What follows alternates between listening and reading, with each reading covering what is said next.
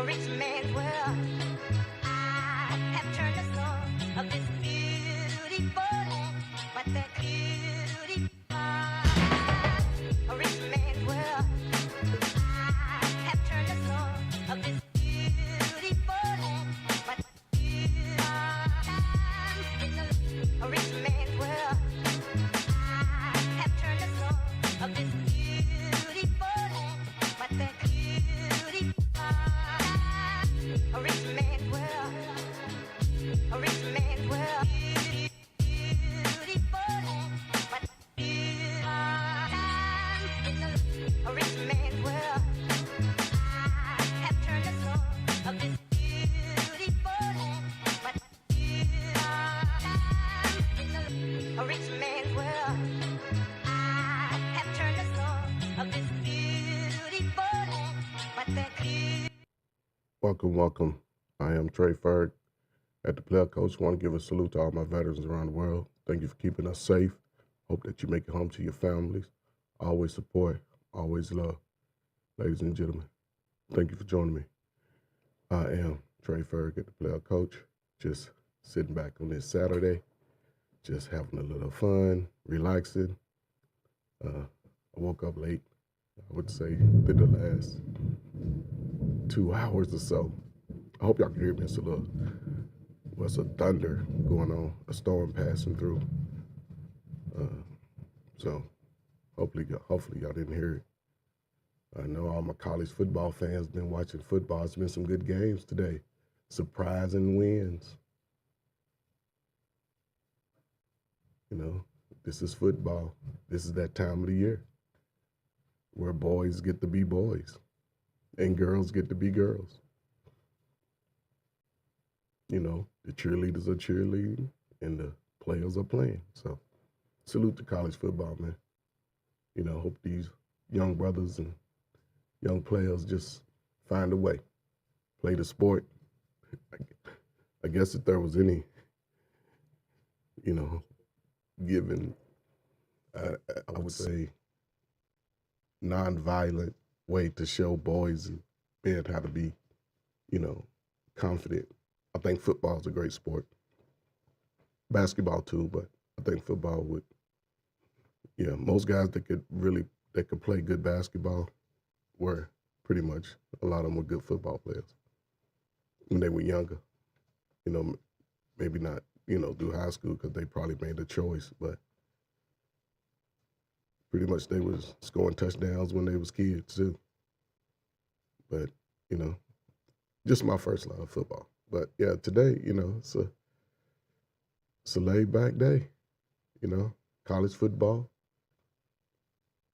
It's been some sad games. And I can watch football anytime.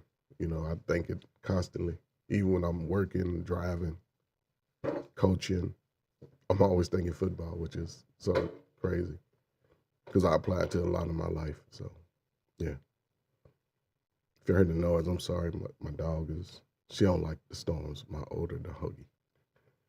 She gets acting around, walking around like it's something bad coming through.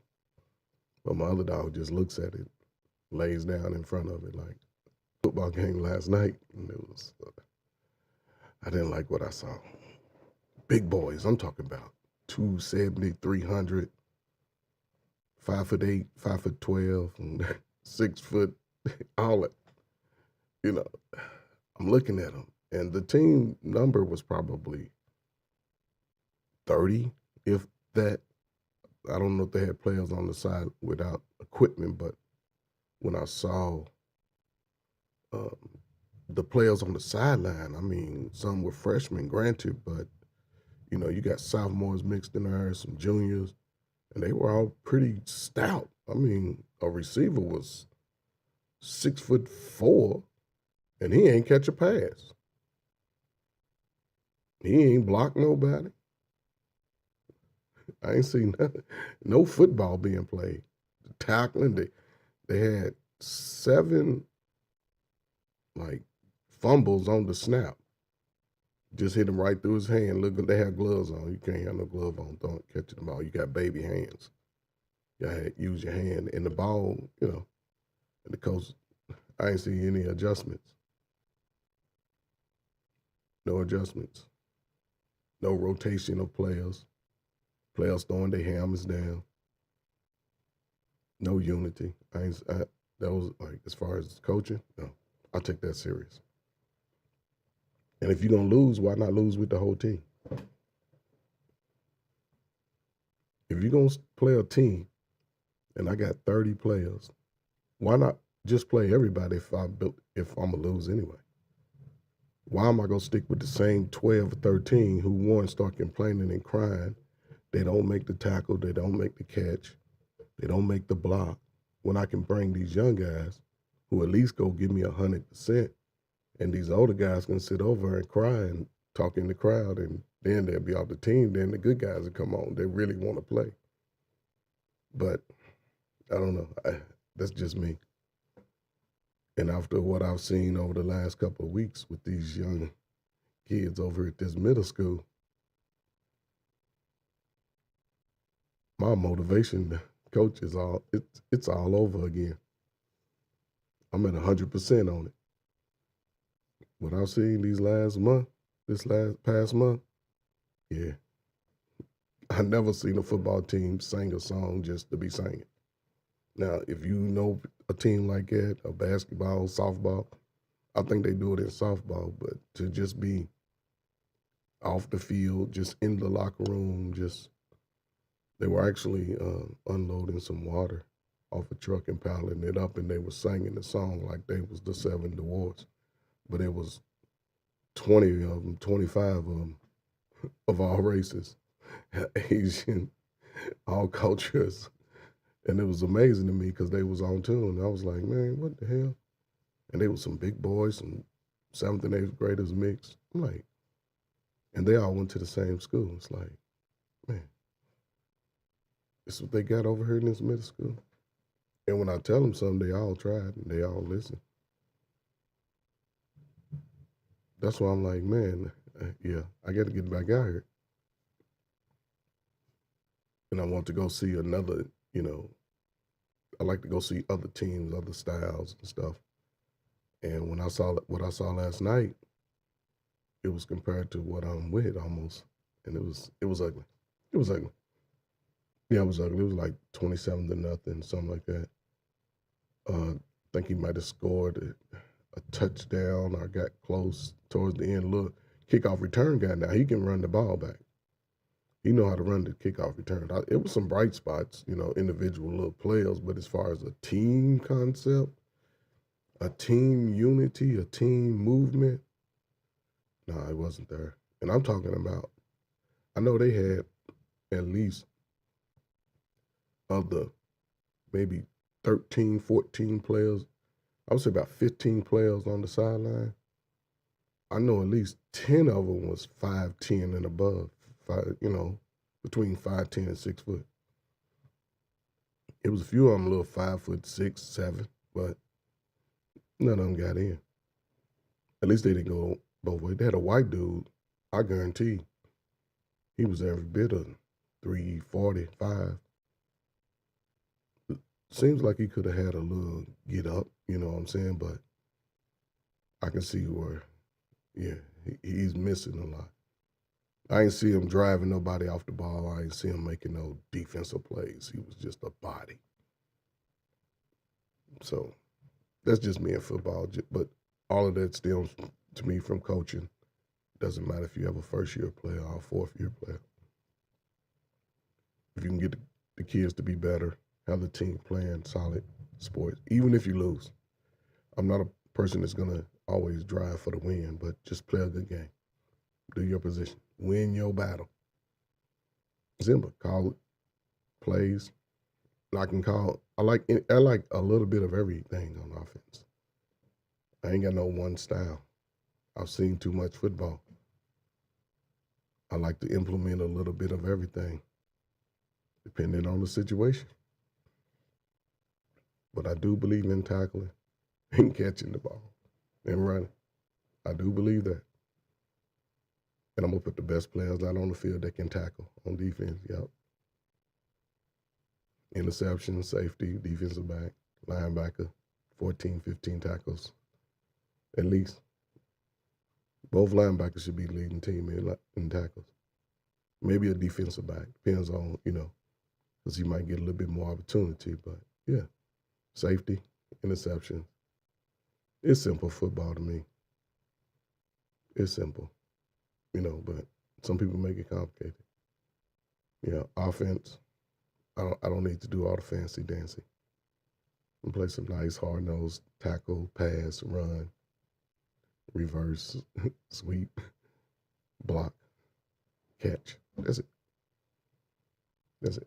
And if you understand football, you understand the language that I'm talking.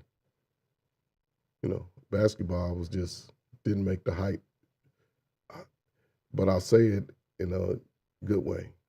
I wasn't 6'10", but I could shoot the ball. Had a little speed on me too, because I played football. So, and I just like to compete against people my age. Anybody, I had a cousin 4 years older than me, so anybody in that age group, yeah, let's compete. And anybody my age group and down, no, you're going to have to work for everything. Nothing free. And it seemed to work, because I played sports since I was 7, every year. Every year since then, it's like I've been involved with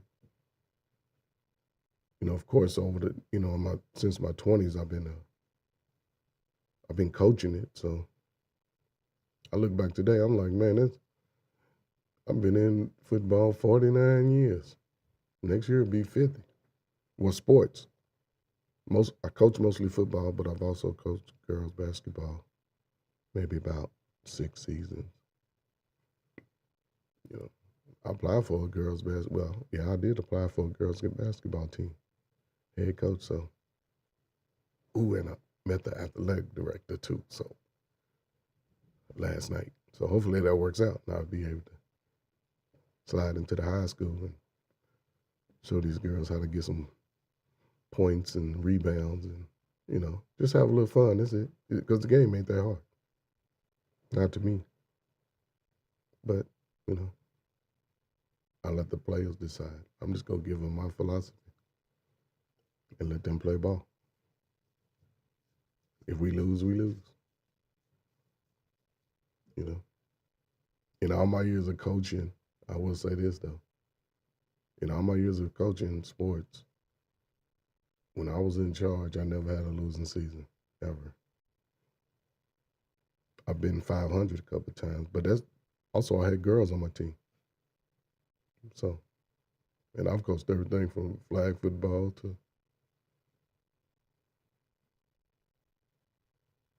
basketball. I didn't really like too many other sports. I played baseball. I played soccer. I was a halfback in soccer. I didn't wrestle. I wasn't going to be no wrestler. Couldn't be wearing no little tight shorts all on my back. I never played that. Little boys, when I grew up, we ain't played it. Plus, we wrestled in the neighborhood, so that was a different wrestle. But, yeah, so just had a regular old, having fun, trying to be a boy, man, life. Nothing special. Didn't come from a whole lot. Sure.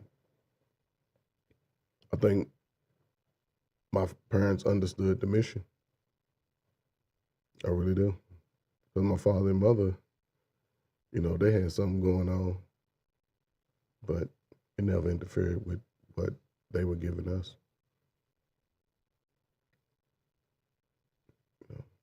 My mother cooked every day. Father worked every day. My mother worked too. My father had his demons, which helped me learn early. Like, I'm not going to have those demons. I've always believed that my mind was stronger than anything that I was up against. I've always believed that. I didn't care about what somebody else had. It didn't bother me. I've always had that. I used to be, spend a lot of time by myself and, in the house with my father, listening to him just talk his same stuff almost that I teach, hard work. Stop whining. Because he ain't give no hugs. He ain't give none of that. but he worked every day. You know, so my mother, she ain't play. She ain't play. House couldn't be dirty. Couldn't be a whole lot of foolery going on. Couldn't nobody be coming over. Yeah, it wasn't none of that. By the time we was all teenagers, it was like we had our own apartment, just like you're in the college dorm, just sharing an apartment. It was chill, you know. My sisters didn't learn how to cook. I learned how to cook. I used to be in there with my mom's in there watching her baking it up, hooking it up. She used to make ice cream out of snow. That was the wildest thing ever. She used to help me go out there and get the snow. Don't get the top layer, take it off a little bit, then get down in the middle. Yes. 2 hours later, ice cream made out of snow. And it was always creamy and like stuff you buy at the store.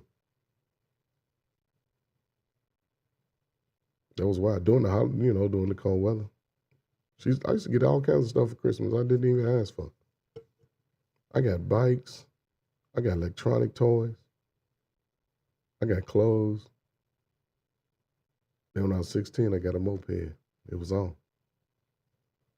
It was on. We had 10 speeds, everything. First time I learned how to ride a bike, I crashed trying to show off in front of my mom. For real. And ain't nobody ever teased me about it or nothing. I hit a telephone pole, like, bam. I'll never remember nobody saying nothing. That's wild. It's like it never happened. But it happened. For real. And shoot.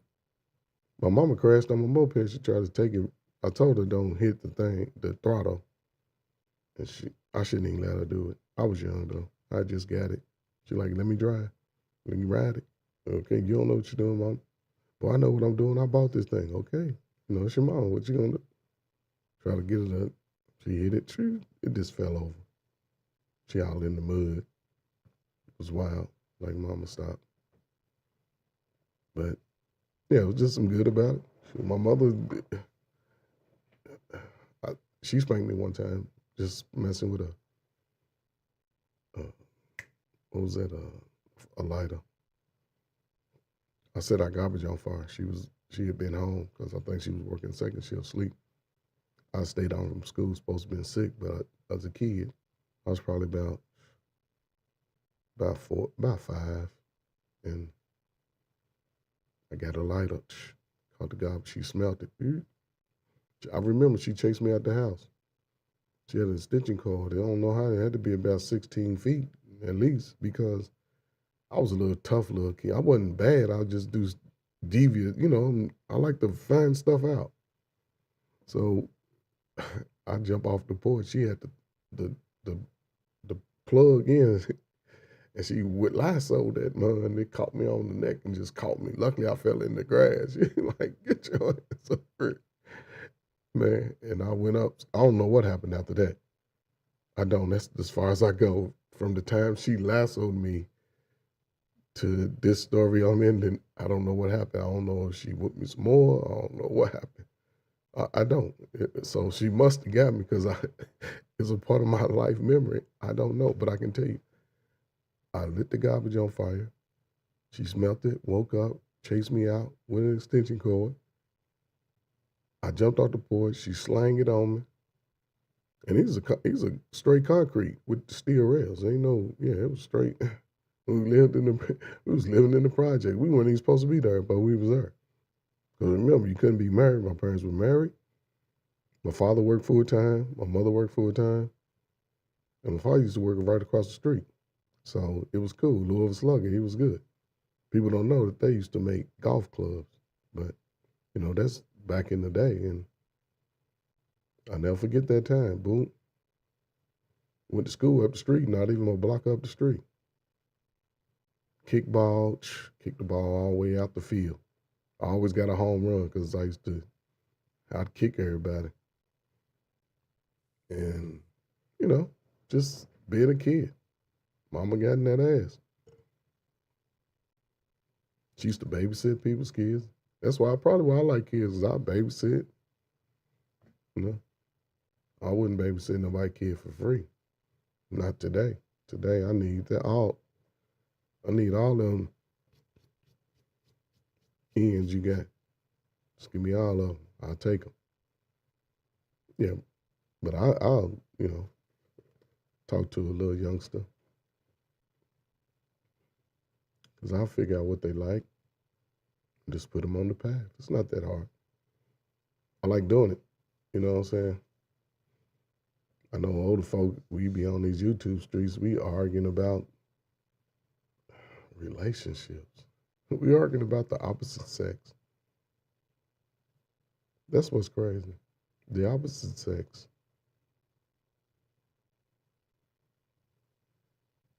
That I don't know. Maybe I'm wrong. I know some people. I don't know. I know we like to fight. That's what we like to do. You know? And it puts. I don't know. But I do believe this is a great time. But this is a opportunistic time for African Americans. I do believe that. I think this whole diaspora should be coming to an end soon, and people are going to have to start focusing on getting life together, setting up work histories for yourself, setting up skill sets. Because even if entrepreneurship is a path, but you still have to set up your skill set. You know, are you designing something? Are you building? Are you putting it together? It's all part of the game. Can't be talking about it. Can't be talking about it all the time, especially as a young man. Got to go make it happen. A young woman got to go make it happen. You know, if you're seeking a certain lifestyle, I don't know, that lifestyle comes way beyond, just looks. It does. It goes way beyond looks. So, again, it's up to you as an individual to figure out what you want. I'll say this, though. If you're in your 20s to your 40s, now is the greatest time to start figuring out how to save and invest and, you know, solidify a foundation wherever you decide to reside. Now is the time. The Olympics is coming here in 4 years. It's going to bring money from around the world to America, to LA. And if you're not creating and producing something, then something could happen. Your resources could be taken away. People are coming from other countries. They may seek job opportunities too. And a lot of individuals coming from those countries have the skill sets that America workforce doesn't have. America workforce is just working labor, boxing, packaging, and now they bringing in robots. And once the robots get enough, I would say, supply, then it's going to be quite a few people out of work, even in the auto plants. But then what do you have to barter with? What skill set do you bring to the man and the women in your community? And you see the government, the same 1%, is holding everything tight, still playing the same game. Nobody's getting trained.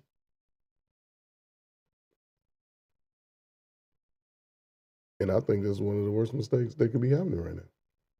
Not training the young man and woman. Because that's what it's going to come down to. Like clothes and stuff. Yeah, you got machines to make it, but how many people are willing to get those type of skills? Open up a alteration shop. Bring your kids, your son and your daughter, Those are life earning skills. The Olympics is coming. Why not train them to be an athlete? If you have a 12-year-old, the next 4 years be 16, he can be a swimmer, long jumper. I don't know what else. Water polo team, soccer team. He can be a surfer, especially if you're in LA. If you're in LA, yeah, your child could be a surfer right there. You can win the gold medal right there, surfing across his neighborhood. Like, yeah. So I think it's a great opportunistic time for people who want that. For the people who don't, they'll still be standing still in the next 4 years, and eventually it'll just fade away. And then they won't have the resources to continue the communication.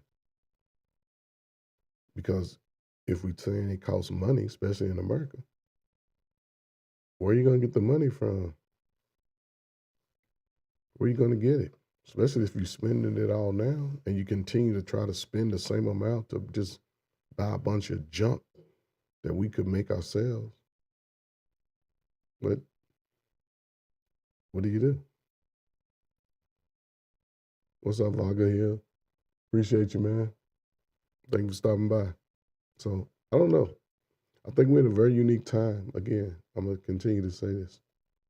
We're in a very unique time, especially right now, going into the Olympics in 2028.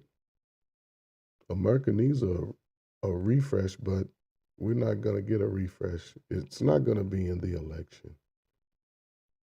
It's not. It's not going to be a refresh because you can see how one side it's like I'm on a revenge, and it's like you can't trust nobody like that, and the other side is like I don't really have nothing to give. I'm just gonna. I don't know. It's like the man's rights are gonna be at a low level, like 10%. It's gonna fall, and it's unnecessary. The freedom of children to just take away their God innocence. It's it's scary. It's scary. Now everybody's having to pack a weapon, and it's required for safety. It's required. If you do, just make sure you go through the appropriate steps to be legal. Don't do it under the table because that's when it'll cost you and your family money that we don't need to give away to somebody who's going to use it to then slap you. No. This is a great time. We have children. We have teenagers. Just think if you have a 16-year-old son or daughter, introduce them to some of those sports. It's all kinds of different activities. Just at least get the brain moving. Because think about it. If you, and I salute the man. This is what I like about it. Listen, if you're gonna go to college, it's gonna cost you money. It's unfortunate, but if you study to an A and B average, then you can get scholarships.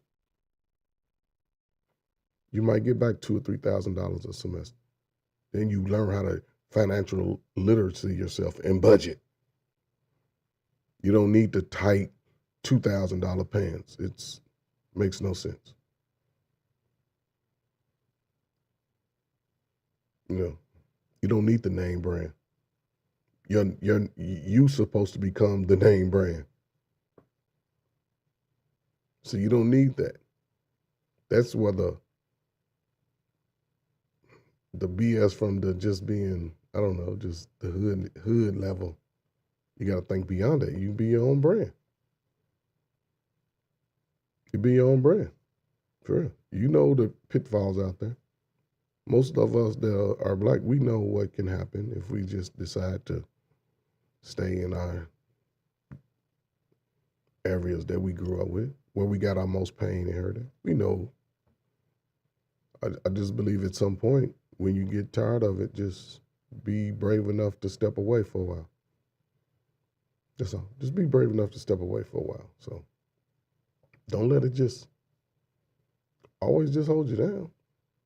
And you still trying to say go, but you not even give yourself that other experience on the other side. And if you can do that, you'll be great. I tell you, you'll be great. And life will just go. You're building. You got financial literacy in college, so just save your money, get the stuff you need. When opportunities arise, you got a little money, you can treat yourself.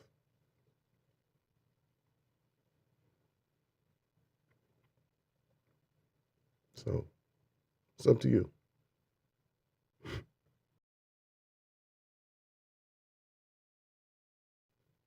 Yeah, so ladies and gentlemen, this is Trey Ferguson, the player coach. Just hit the like, share, subscribe to Trey Ferguson, the player coach. Like, share, subscribe to Trey Ferguson, the player coach. And again, ladies and gentlemen, I'm just sitting back on this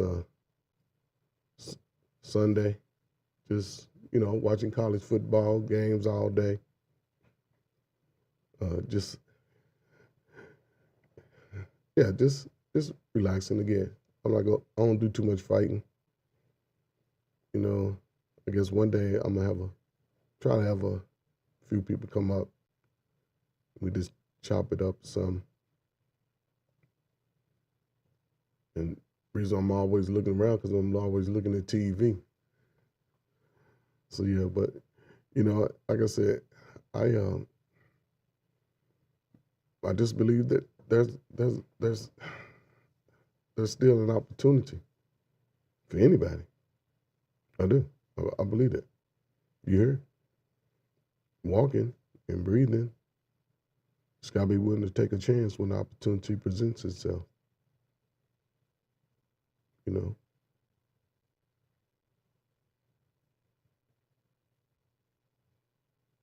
Just because somebody asks for it don't mean you gotta give it. Also, you got it. And if they're asking for it, you have to separate from that. Especially if it's your peers. Y'all see what each other's doing out there. When y'all out in the streets and doing y'all dirt, whatever, y'all see what each other's doing. So everybody should be on the same level. If you wasting yours, then you don't get mine.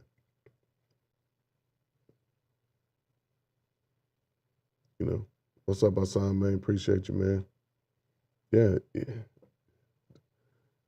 You don't get mine. I caught my father stealing $3 out of my stash when I was about 15, 16, about 15, 16. Yeah, my own father. So once I knew he can do it, I ain't trust too many guys with no money. Never. No, never. But, I never asked any other guy for money. So, but yeah, I ain't tripped, but that just taught me a lesson. Like I said, I still love and respect my pops. Salute to him. He had his little issues that he was dealing with. It didn't affect me because he gave me the life and the abilities that I had to take me far. So, yeah, salute, man. So again, today's Saturday, college football day. I know your favorite teams won. I know some favorite teams got beat up too. It was some ugly wins. Well, it was ugly losses for the teams that lost, and it was beautiful for the teams that won. Teams were putting up a lot of points. Also, I just want to give a shout out to Prime Time and his team. His boys showed out on Thursday. They put on a show. I would love to see everybody's game after they add up the stats and see where those two measure up as far as week one Heisman Trophy. I would say both of them are 1 and 1A. I don't know. Somebody else might have their favorites, but they not my favorites. I'm just looking at the numbers. And it could be somebody else too. Just you'll know by the end of Monday because it's a game that comes on Monday. USC plays, I think, Monday night, prime time. Yeah, everybody to be done set back. Ate their little barbecue. It's the last little barbecue Just get ready to come through. Unless you want to barbecue on Thanksgiving and Christmas. Depends on where you at and the weather. Hassan, you barbecue in the cold months. Dr. Frizzy, oh God, any of y'all barbecue in November, December? So yeah, today again, man. I, when I look for, I'll say this: when it comes to news and entertainment, I sort of look at everything. You know, I grew up in that in school. There was a time in school you have to have current events every Tuesday or Wednesday. So you have to look into all the resources just to find the news. And now a lot of news is digital. So you can, and you don't, but still, it used to be where you had to go to the different sources to get similar added information. But now they're making it where the computer system is combining all of those sources into one. So and that's what the AI does. It manipulates it to speak a certain language. So certain nuances are going to be taken out. Like it's going to be where it has no reference to probably uh, the harshness of race. I believe the way when it's all said and done, because there's certain words you can't even look up on the internet anymore. When you type it in,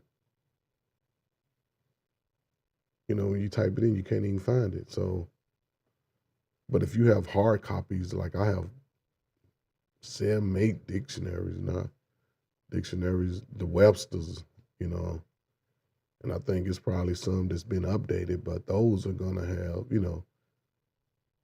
a good dictionary. Even when they update it, they take some words out and put some words in.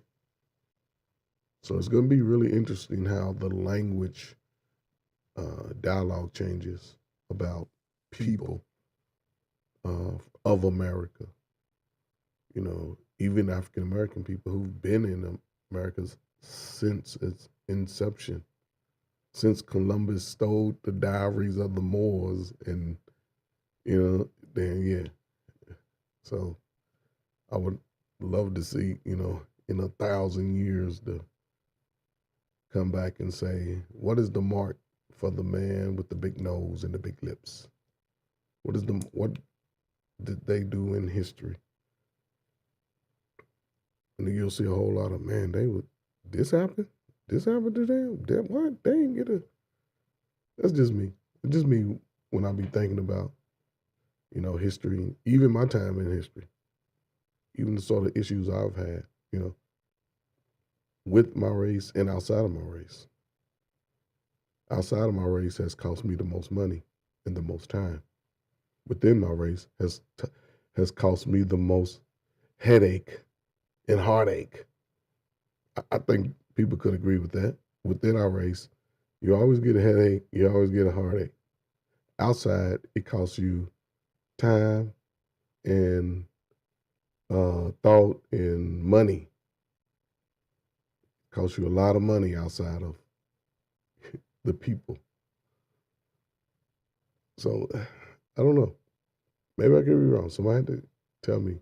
But within our race, they be like, yeah, because people you got hurt you, people broke your heart, cussed you out, took your money, everything. Then people have passed, people you was close with, the one person that you could talk to and keep your head together, they no longer here. See, that's heartbreak. Somebody may have gotten taken out by somebody you know. You friends with both of them. Heartbreak. So I don't know. Just over that time. And the way we communicate now is like, will we make it? Will we be of an existence of people in 1,000 years from now? We don't get along. We don't get along with each other. What's going on with that? I don't know. I think we can be better. I do. I do. I think we can be better. Maybe I'm wrong, but I really do. I believe we can be better. So, yeah, appreciate everybody stopping by, man. Just right now, just talking about life and how I can, no specifics, but hey, you have to be willing to take your chance for yourself. Regardless, you're an adult. You're 21 to 41, the strongest times of your life. You have to be willing to find something outside of what you used to. The problem is not having children. Is what are you going to do with your children? It's a great opportunity. For real, your children could be the riches that you didn't have. But again, if we are afraid or just so angry at the world that everybody, then it's a whole lot of heartbreak, whole lot of headache. So despite of what you went through, whether you've been to jail, you was on drugs, you got off drugs, you was married, divorced, now is the greatest time. It doesn't matter. If you want to live let me see, because they added LGBTQ plus, it might be something else. If you want to live that life, understand, and you a brother or a sister, your chances of being a super professional and living that, especially the female version of it, yeah, they good. But that you can walk around with your Tupac outfit on, nah, you are less likely to ever be moving up on the corporate ladder. And for a brother, I don't know. I don't know if, because we're not owning those big 15, 10, $20,000 employee businesses. We it's just not our level yet. It could be, but not right now. I don't see you moving past being an executive. I don't see you being an executive walking around and other executives know. I don't see it. I don't see it. I could be wrong, but I don't see it. I haven't seen it. Maybe you can break the barrier, but I don't think it'll ever get to that level. It'll never get to that level because a true Homo sapien, it's just not. Yeah, it just can't happen. But you know, it's always wishful thinking, though. I truly believe it's always wishful thinking for all of us. So I don't know. It's going to be interesting. I'm telling you. I talk to people of all races. I talk to all ages, and for us old heads, we still got a lot of life to live. I believe. If you are old head, you still have a lot of life to live. Just cannot be afraid anymore. If you're a youngster, like 21, regardless of what you've been through, as far as mother not being there, father not being there, your friends cheat on you, lie to you got in a relationship with somebody you shouldn't have been in, whether you was the man or the woman, but you still wake up every day.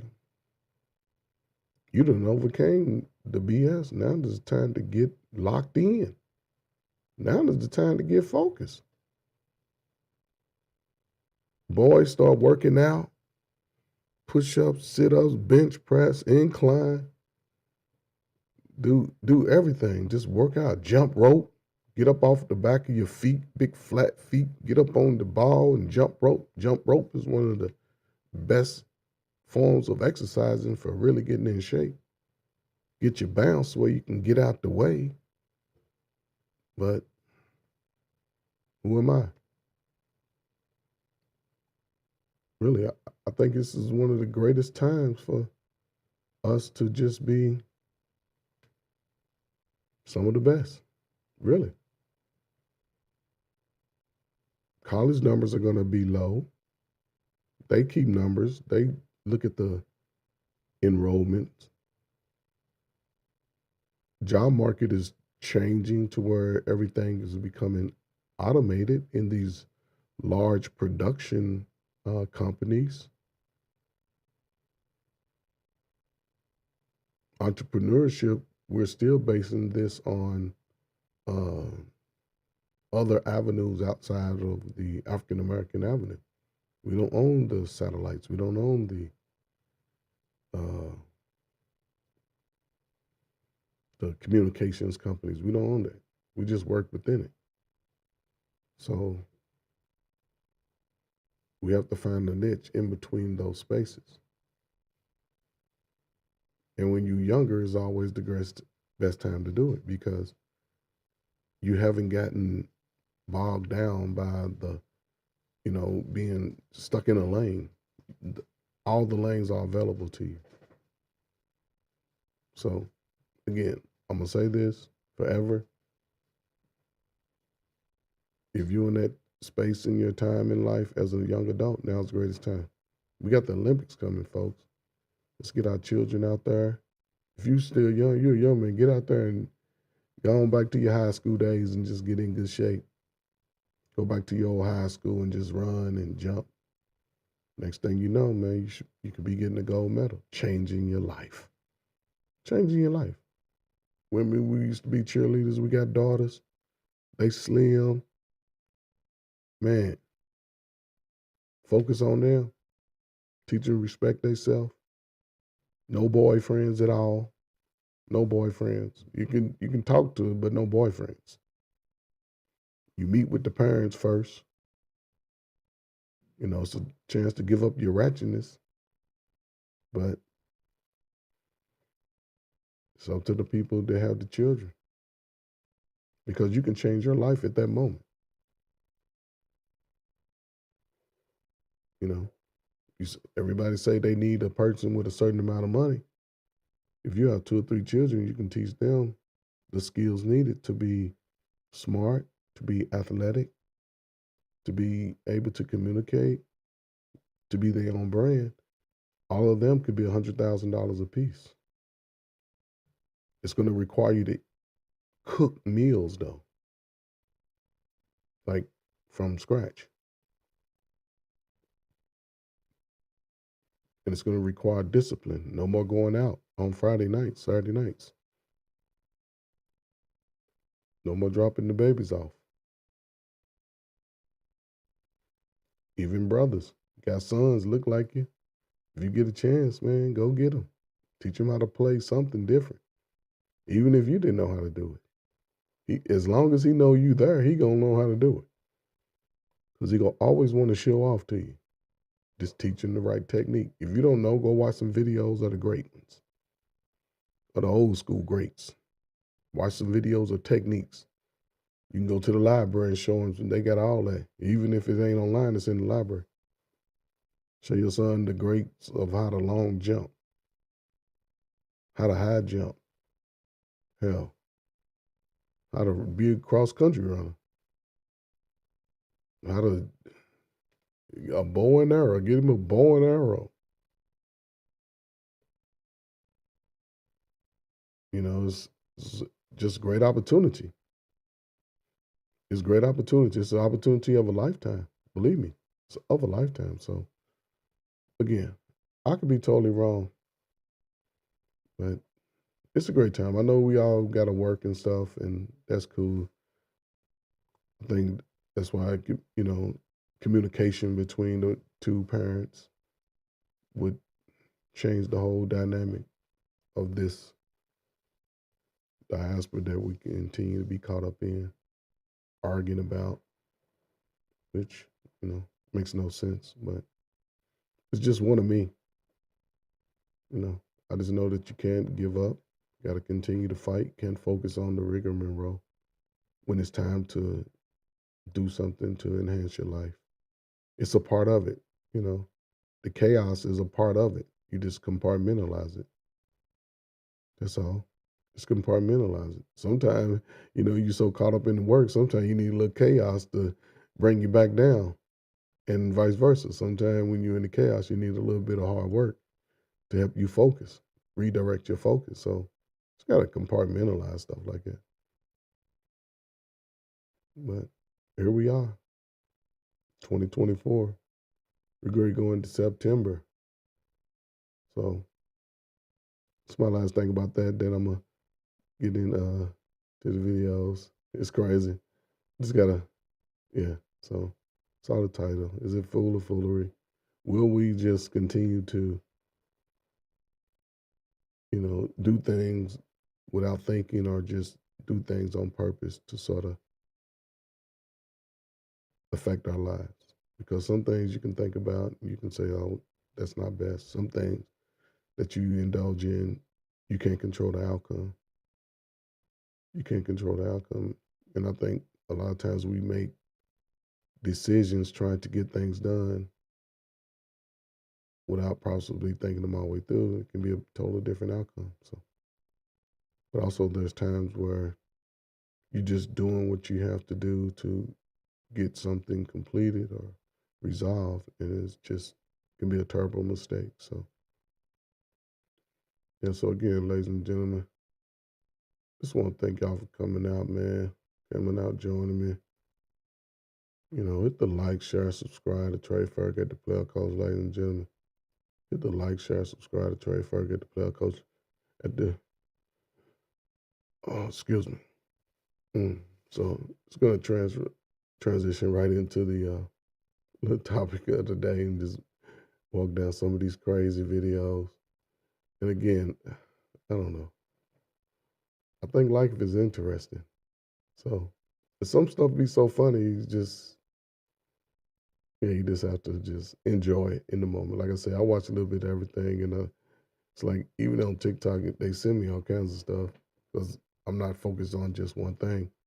You know, I get enough of people, so I like stuff that sort of even break my, like I said, compartmentals. I like a little humor, I like a little sassiness, like I don't know, some like racing. I'm interested in all that, climbing trees and going on hikes, all of that. But then when I see it in social media, it always seems like it's over exaggerated. It's really extreme. The situation is extreme. And the fact that now things can be caught on tape is it's sort of, I think it brings to me a different perspective to where you can figure it out. You can figure out the solution sooner than later. That's the way I look at it. And me, you know, outside of my wife entertaining me, you know, I don't need the entertainment of, having to be out. And I think, and I've did a lot, up until this point. So I think I just enjoy just seeing it and maybe laughing at it or just saying, oh, that's wild. And in that moment, just use it as a learning opportunity. That's all, just a learning opportunity. So again, just want to, just not looking for no awards. I'm not looking to, fight. I will fight, but I don't like to be touched. So I don't know how it's going to work out at 56. When I was younger, yeah, I'm going to have to, but now it's like, if you touch me, then I'm going to have to, click, clack. But I wouldn't want to do that because I'll be trying to save your life. Like, man, come on, don't go, man. So yeah, that's just me. Um, so, I just do want to just, have a little fun again, and it's nothing special about, the presentation. I go on TikTok and just go down on the feed and it's just like, wow, this is happening in real time. So here we go. Here we go.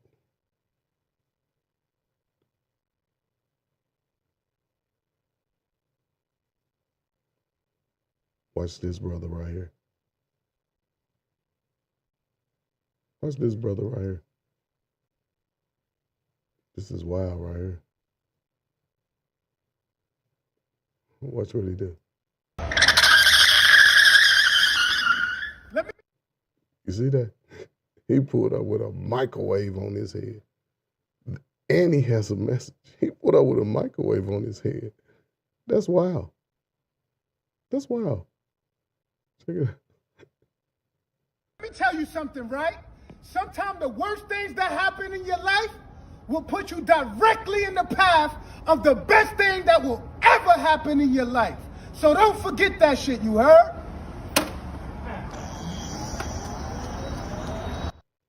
Salute to the brother. Y'all heard that? Don't forget. It happens like that. His message was spot on, but his gimmick is wild. Young brother, probably in his 20s, 30s. Young. See, that's that age I'm talking about. And look at how he's, you know, moving. Probably doing the work day. You know, don't know if it's a weekend. Maybe it depends on the city. Ain't a whole lot of cars, you know, a whole lot of people out. He has a steel cage microwave on his head. Just imagine if something would have been in the road that just jumped out. Something, and he didn't see it. Just imagine it. Just imagine what could have happened. He could have busted his whole face up. Because that metal, it gets sharp when it's cut. It gets sharp edges. I would have hated that for the brother. But he has a positive message. That's what I like about it. You know, he has a positive message, so listen to it one more time. Let me tell you something, right? Sometimes the worst things that happen in your life will... Look at that. How much you think that thing weigh? Pick up a microwave next time you go to the store. Probably weigh about 14 pounds, 13. It's because a brother's necks be strong. When you're young like that, neck be strong. So I like that little bike, though. I like it. See, the kids supposed to be riding that. Now the adults be riding. Because back in the day, we was kids riding it. Now it be grown men. So, but I like the brother. He got a positive message. Put you directly in the path of the best thing that will ever happen in your life. So don't forget that shit, you heard?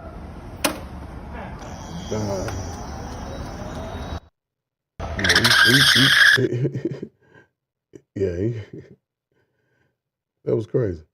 But he had a positive message, though. And I wish brothers like that could find their niche so they can just come up to the next little level in life. I do believe that can happen. I do believe, I'm trying to tell you, I do believe that could happen, though. I would hope that brothers could do that. And I think, yeah, I would hope that brothers can do that, really. So, I want to salute to the brother. So the next one,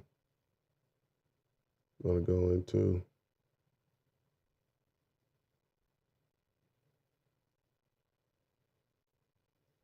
is wild right here. This little dog right here. It's tripping. Let's see. This dog is tripping.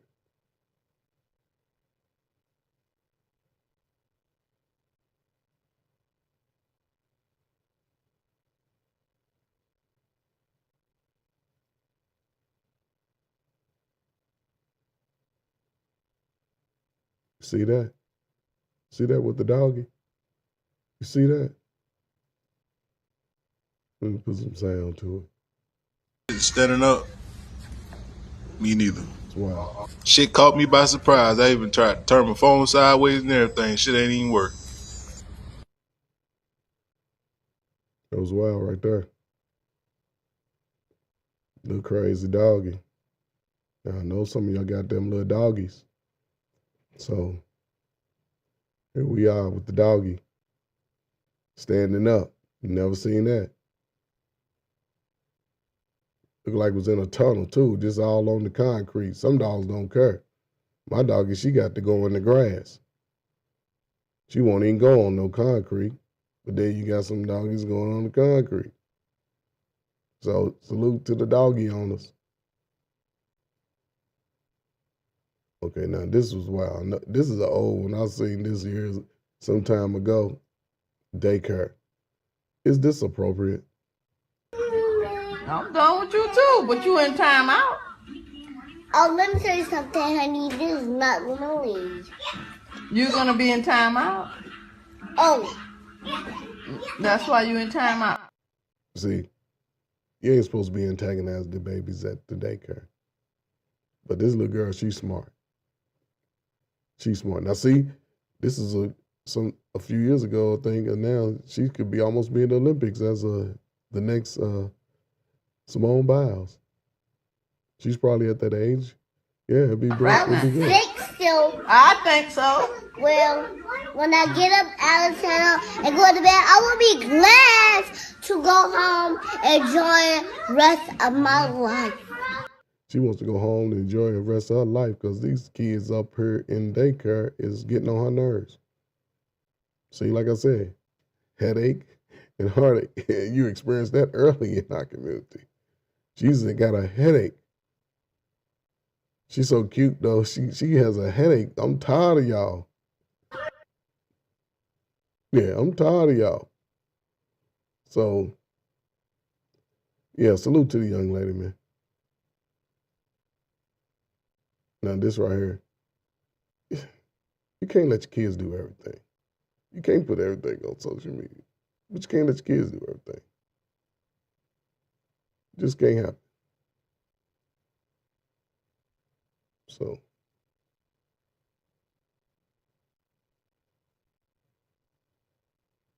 Get y'all ass back. I'm not going to say that shit again. hear that? One, parents, how we talk to our children, how we talk around our children. And you can best believe that this behavior is learned of a woman only. Men never teach their children this. And the fact that she's repeating it, she's been allowed to sort of learn it.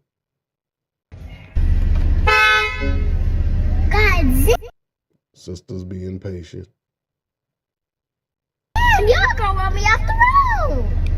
Now, the fact that she can say the curse words, her GPA should be 3.5 or better.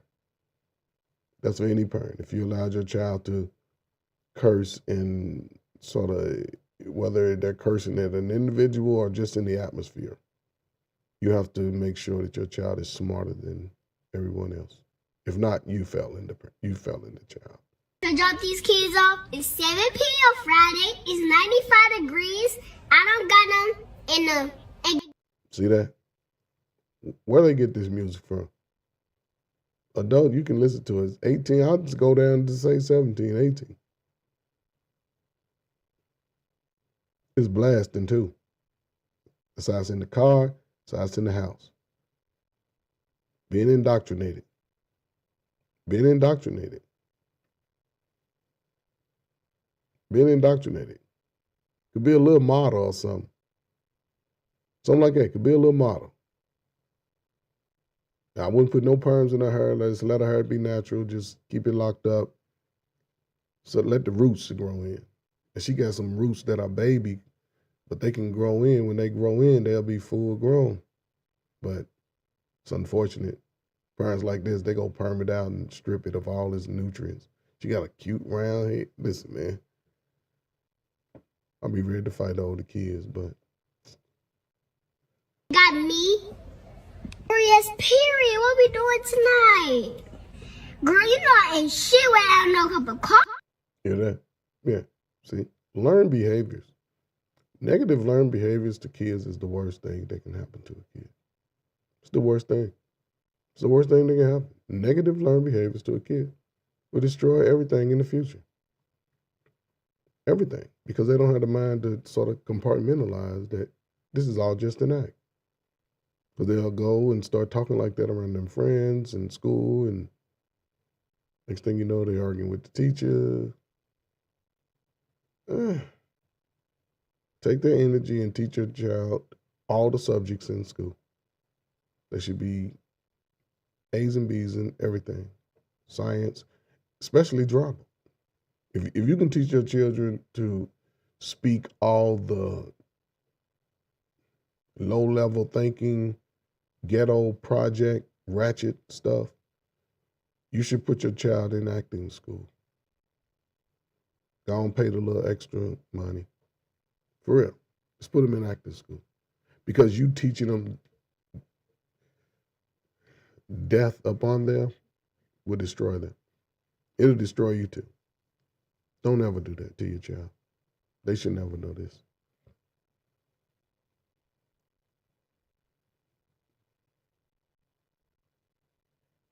Coffee in the morning. Gotta go knock these heads down. I gotta get this coffee first, though. Where you waiting? What time to go come and get your kids? I am not about to do that today. Not today. They are driving me crazy. People act like you don't want your kids. I'm gonna take them straight to the child support office. If I was you, I would have found somebody to play with. Hey, baby. Yeah, I'm done with that. That's too much. You can't do this to children. You cannot do it to the child. Don't care what you're talking about. So please, ladies, gentlemen, don't let your child even perform this type of rhetoric. Don't do it. Don't do it. So this next one is sort of wild. Young kid, but now, listen, in our community, we don't have much. And I know that, the little stuff we do have, a lot of us cherish it, whether it's cars, clothes, jewelry, TVs, shoes, stuff that really don't hold no value. But a lot of times people hold value to it, because they feel like or believe that they earned it or worked for it, which I can understand that. But then when you have children, do you allow your children to just destroy your stuff without any repercussions? If your son was to come in and just steal your car keys and go crash it, would you have any crazy repercussions?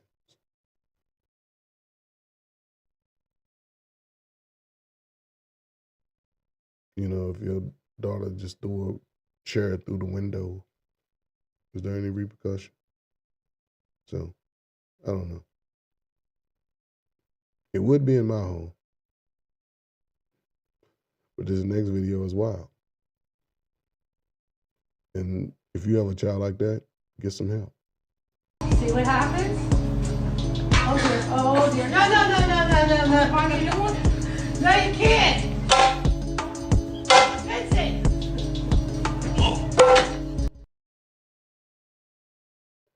You see that? Buy me a new one. You heard him say, you gonna buy me a new one? She trying to negotiate. And this kid right here, he should be a right tackle on a football team. But look at what he's trying to do.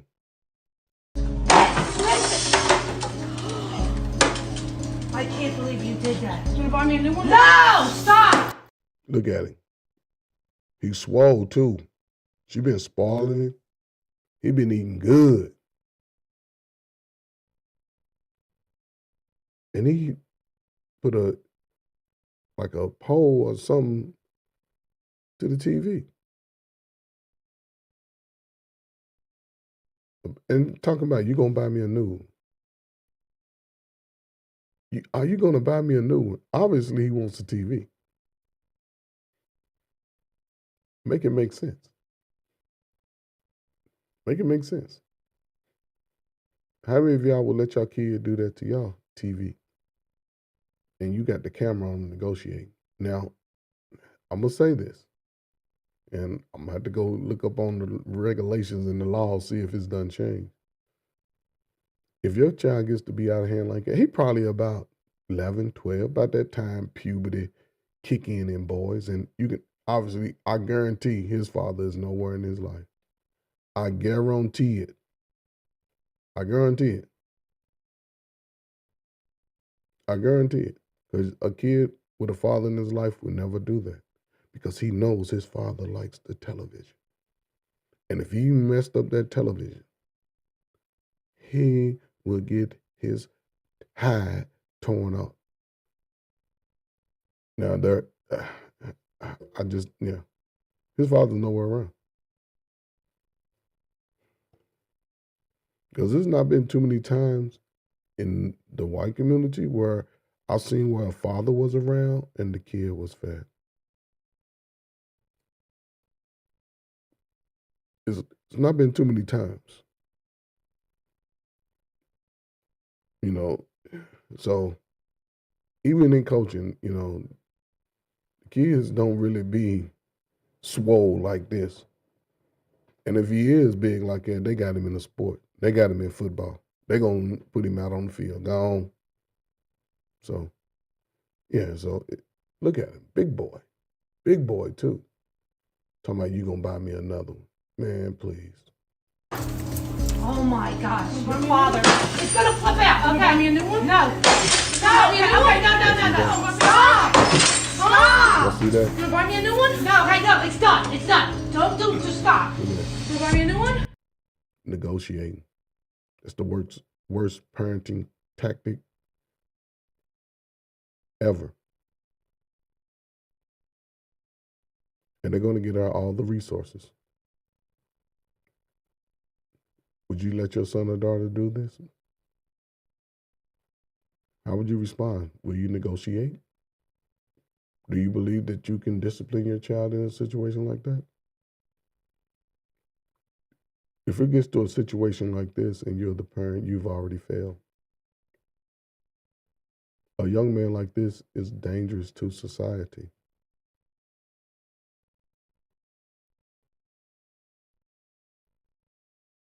So if you see any signs like this from a child, just get them to help. You step back. Let them talk to the father early. Get involved with a positive role model early, as soon as you see it. If you want the best for your children, because a guy like that, he can be an NFL tackle. And if she don't get him the help he needs, he's going to be an emotional, big, sloppy crybaby. Probably get hooked on some meth or something. I'm serious. Because he's disrespecting. He's totally disrespect to her. You can see the stress in her face. So, I don't know, man. How many people would accept this with their own child? Makes no sense. Stop! Should I break it even more? No! You see that? Should I break it even more? Really? Should I break it even more? Come on, man. Should I break it even more? Makes no sense, man. Makes no sense. Tell me if I'm wrong.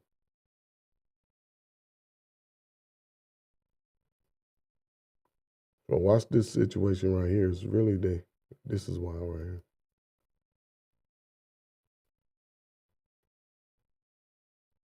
And you see it's a gentleman crossing the train. I don't know what we be thinking.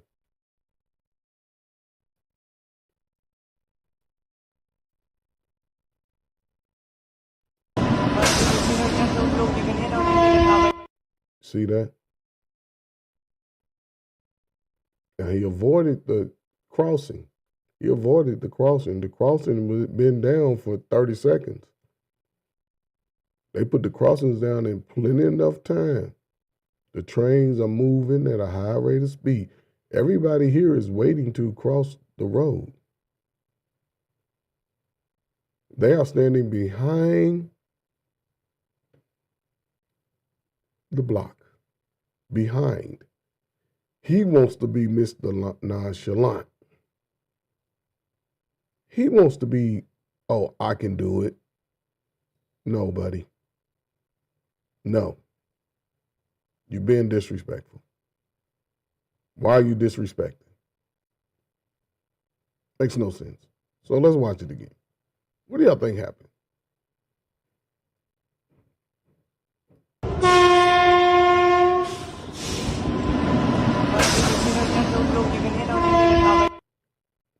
Y'all see that? What were you thinking? He would be lucky if he stays alive. He would be lucky. I know his whole right side was broken. And the crazy part about it is, it looked like the way he hit, he was up on the train. But if that train doesn't have enough momentum and force, he's going to fall in front of the train. Because there's not too much to hold on to in front of the train, except to connect. Because it looked like it was a transit train, so they can go forwards and backwards. So if it hit him, if it didn't lift him up, even here, we just saw enough to where he went past and it looked like he was up off the ground. However, once that reality kick in, 2 seconds up the road, he won't even be able to hold on. You can't go up under a train in the front at all. Matter of fact, they ain't made to be going up under. So he could no longer be here today, as this video goes. So, okay, now you see the man made it. He like, ooh, I'm glad I made it. Now him right here. Come on, man, you tripping. See that? That was quick too. That he didn't see it coming. He didn't see it. Now see, right here, he could already be done slid down. And ain't no up under the train movements after that. He gonna be spread all the way down to that second little crossing up, that little electrical wire crossing. Not the one right in front of it, but the one next one there. He could be spread out. Him and the bicycle. Because where the wheels are on the train, you can't get up under it. It's only like, what is it, about 6 to 8 inches of space. Then you got the wooden logs that the train tracks lay on. You know how much, and they're not moving. Remember, all the tracks is nailed and bolted and everything along that track, including the train, go hit him. His bike will be in about 15, 20 pieces. Especially if it get caught up under the train, it's just going to rip apart. And his body is not as strong as the bike. So he's just going to be like, I don't know, like an old crunched up bag of potato chips for real, that you ain't even open. So if you're close to a railroad crossing and the light is on, always stop, see where it's at. Always. Whether you driving or whether you walking, riding a bike, skateboarding, I don't see you skateboarding across it, but moped, motorcycle, always stop, see where it's at. You got to look left, right, back left, and maybe back right again. And then go. If you believe you can make it, You can't be out there like you on the Sunday stroll. You got to go. Get on across the damn thing. But this right here could be a sad moment.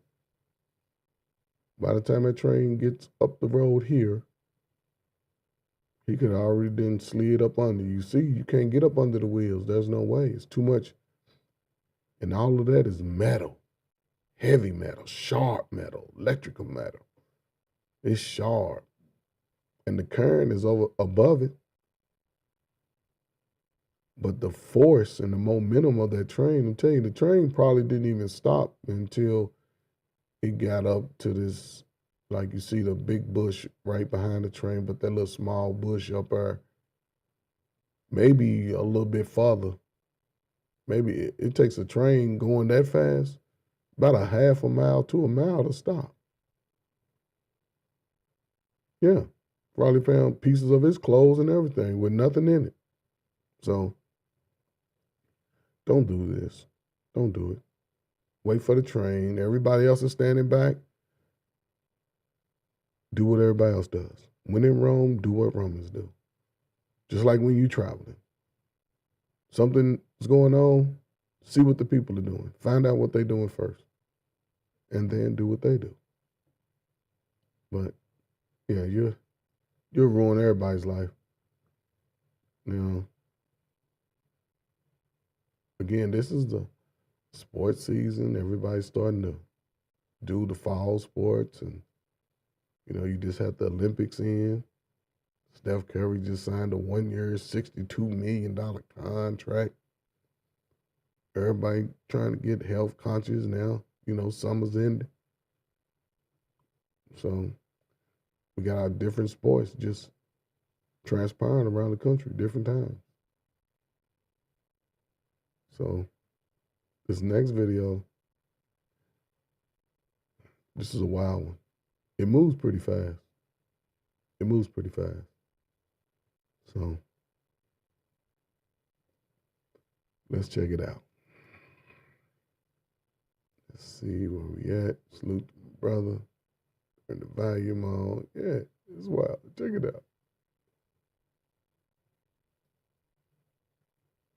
Bro, this is wow. Look at that. See that? Look at he's asleep already. He's already asleep. Done. Feet. Look at the feet. See that?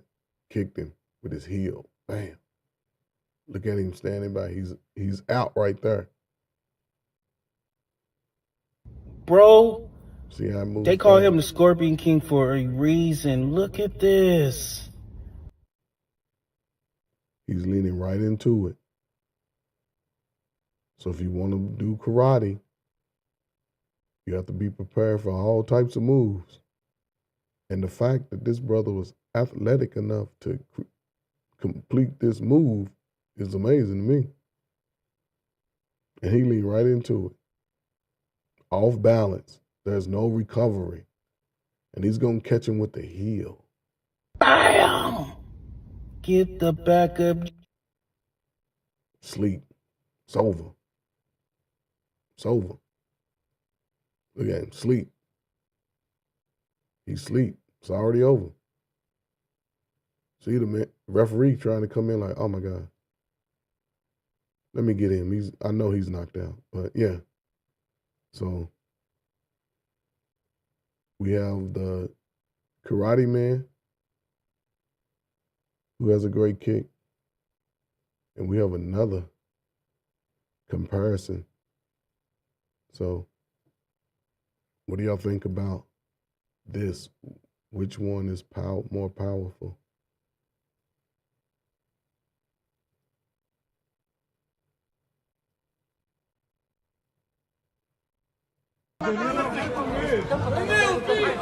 One thing you never want to do with any animal is walk behind it and you're not familiar with it. If that animal is not familiar with you, meaning you didn't raise that animal from birth, you didn't brush it, you didn't feed it, the animal doesn't trust anything like that. You never go up behind the animal. That'll spook any animal. They don't know you. They don't trust you. Animals trust those that they were raised with. So even if you have a child, you get a dog, you raise the doggy with the child. You get the doggy when the child is old enough to walk and talk. And the doggy has a baby puppy. That dog will protect that child with all it has. But if an animal doesn't know you, you never walk up behind it. That's why they say never walk behind a horse. Anything with hooves that can kick, don't walk up behind it. So watch this. Now you see, everybody else is up high. We have my man in the blue jean shorts walking towards the bull. Ooh. Ooh. Which one you think hurt worse? The bull or the roundhouse heel kick? Who? Which one you think hurt worse?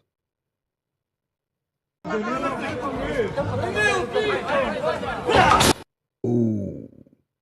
Look at how the bull is up though. Off both legs. Look at how the bull is up. Caught him dead on the chin, side his face. And when they kick, it's like they are expert at kicking. You heard it crack too. He's out right there. And they saw it. And could do nothing about it. And it's all his fault. He can't even charge nobody. He can't even take it to court. Just imagine getting kicked like that and you can't take it to court.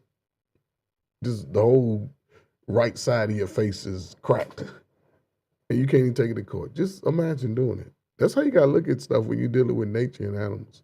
Don't get out there and be a fool and put yourself in jeopardy trying to prove something. Sit your ass up on the spectator section and spectate. Look at it. Makes no sense. We're going to watch that one more time because you can hear it.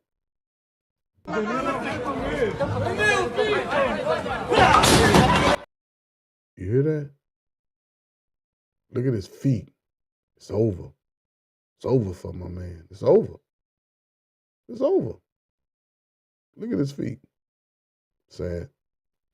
He'll never walk behind him. And he wasn't even really behind it. But see how the bull saw him? The bull saw him or he felt him. And he looked like it was ugly. Look at his feet.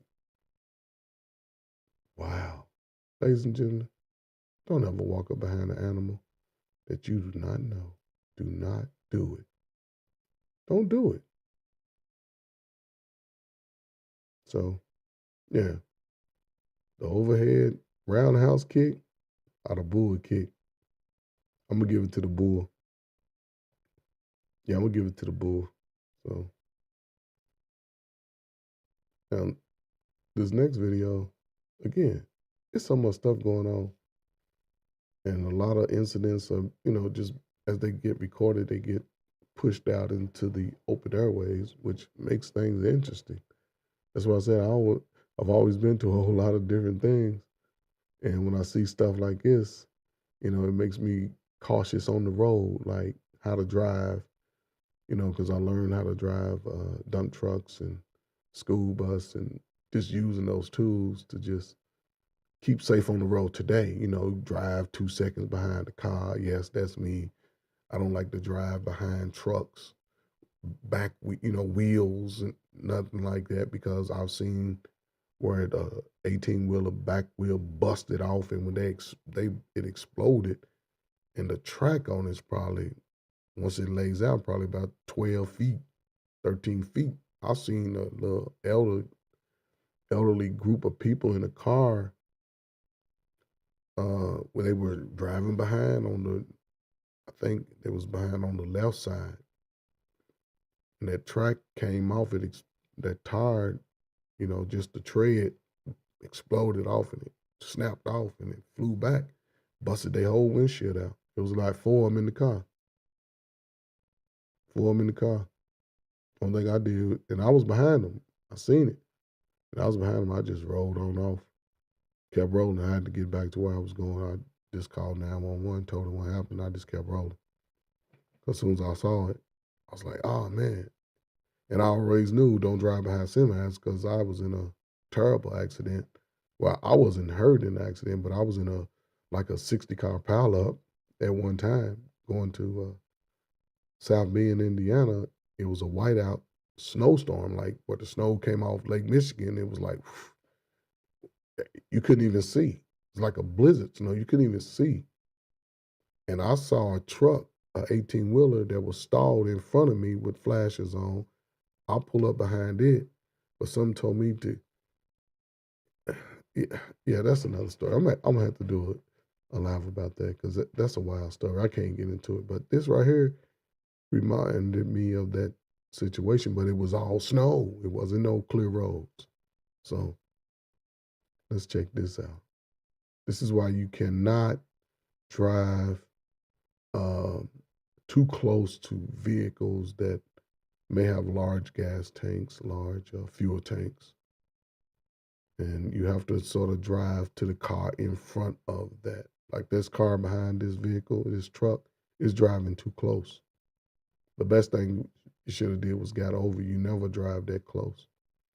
And I was always taught to park. I mean, if I'm going to pull up behind the car, I'm going to pull up to as far as when I can see their wheels on the ground. If I can't see their wheels on the ground, I'm too close. But if I can see their wheels on the ground, I'm at a good enough distance so where if they get stalled out, when I'm coming up to the car and I see that they stalled out and I have to go around and I'm right here, I can see their wheels, I can just turn my car and go around without having to back up because you don't know who's behind you. But yeah, just all a part of that. Just being able to see the car tires, whether it's a truck, whatever vehicle that's stalled, you just park to where you can see their tires and then you can go. But when you drive close like this, when you're on the highway, you have to be 3 seconds behind the car. It's a difference. You're going over 70, get 3 seconds behind. You know, me, I'll drive on the highway. I'll shift lanes if I need to. I'll slow down. I like to drive where I'm not hitting the gas as much. When I'm going downhill, I release up all the gas, save on gas mileage. When I'm going uphill, before I get to the bottom of the hill, I give it gas so I maintain the same level of power, you know. So, and I have a pickup truck, and right now, I'm averaging over 20 miles to the gallon. I think that that's okay. You know, I've had it since 2018. So I think that's okay. You know, I don't know if it's the best, but it's okay. You know, and I do city driving and, street driving and, highway driving. But even on the streets, I sort of, like I said, I don't like to stop. So I just get it to where I can just hit the gas as less. So yeah. That's why, as an individual, please protect yourselves. You know, participate within the rules, drive within the rules. You know, you have to think about your safety every day, not just certain parts of your life, but, just going out into the world and being yourself and being free. Think about safety. You always want to get home. So, again.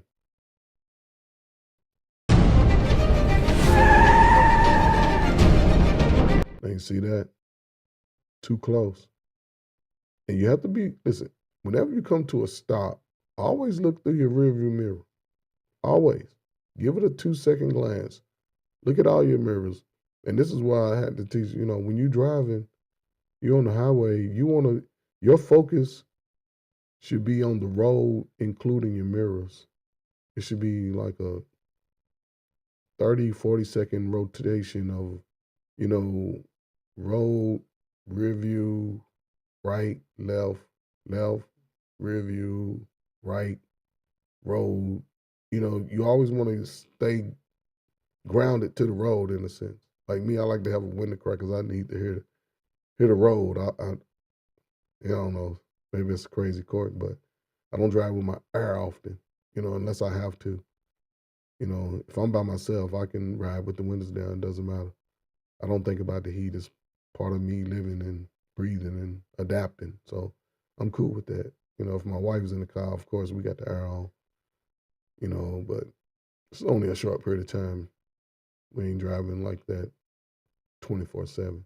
But yeah, and in the right weather, you know, she likes the windows down too. But yeah, you know, you just have to think safety. You cannot pull up too close where you can't see. And what I mean by see the other truck's tires, when you're looking over the hood of your car, you should see the tires on the ground.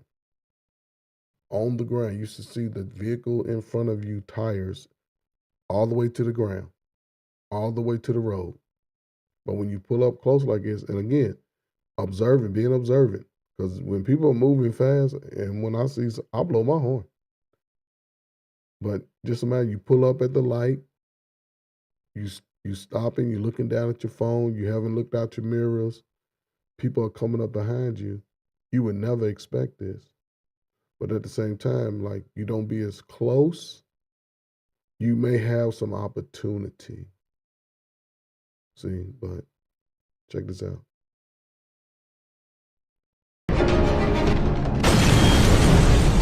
See that? Look at this. This truck was speeding. This truck probably had a full tank in here. That's another 30,000 pounds. You as a vehicle never saw it coming.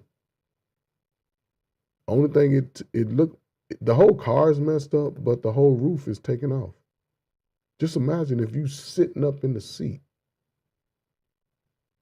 what they could be like. Just imagine you sitting up in the seat.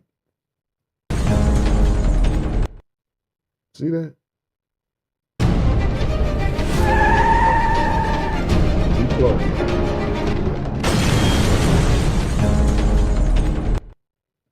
Crazy. Crazy, man. So again, when it's all about driving and safety, you know, just protect yourself. Protect yourself at all costs. So, yeah, don't pull up close. Get yourself enough distance between the car in front of you and yourself and the cars that coming up behind you.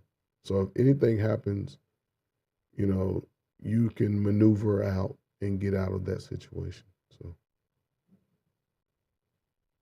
because this could be a part of those situations. And this here is just a family, normal family.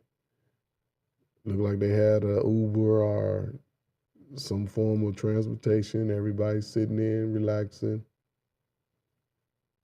I don't see any of them with seatbelts on, except the driver, none of the passengers. But again, the mom's over, her eyes are closed. You see the baby, ain't acting all wild, sitting in the seat appropriate. Got his little pacifier. I think he's too old for the pacifier, but hey, he's still a baby. He's walking though. Father sitting there just looking straight ahead. And, you know, it's important. Think about safety. Whenever you get into an Uber or one of those ride shares, throw your seatbelt on. Throw your baby. If you ain't gonna put yours on, put your kids on. Put your kids' seatbelt on here. They can whine and cry all they want. I'd rather have them whining and crying and then getting home than to be tossed out the window. But that's just me.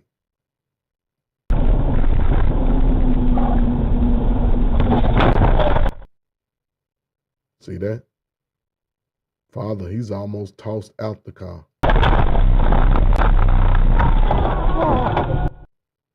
Everybody's in shock. Look at the driver. He looking back.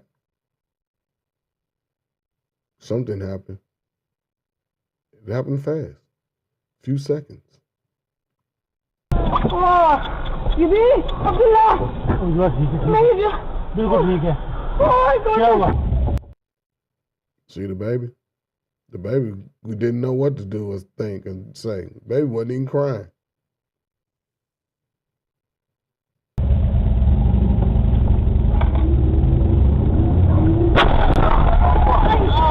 Now, again, did you see the difference in the seat belt and non-seat belt? Did you see the difference? The seat belt sprung forward and they still in the seat.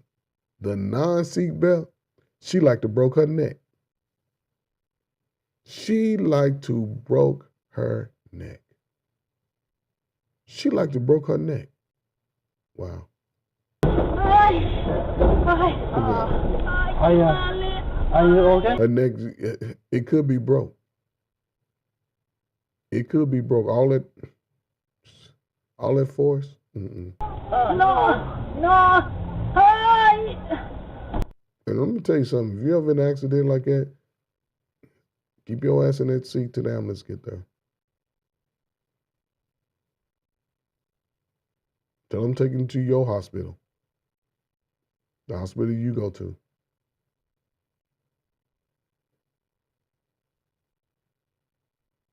Make sure you file your claim while you're in the hospital.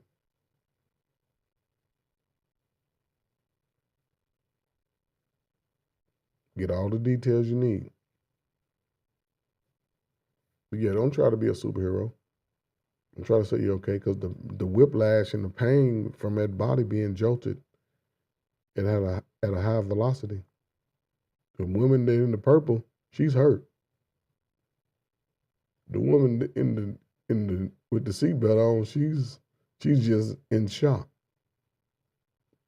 No.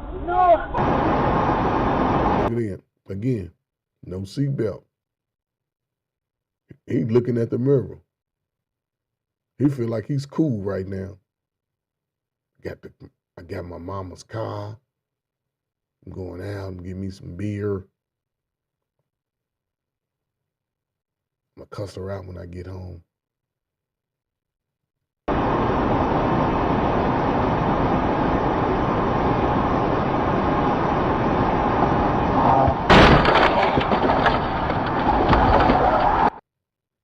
He got off easy. See him over drifting. He was drifting. He got off easy.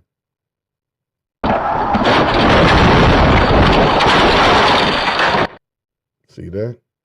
No seatbelt. No seatbelt. You see the difference within a seatbelt and non-seatbelt. You see it. Can't say you don't see it. Look at it. Look at his position. Look at his current position. He went from the driver's seat. He got lucky. Because if he'd came out that windshield and came up out that car rolled up on him at 5,000 pounds, hitching your skull.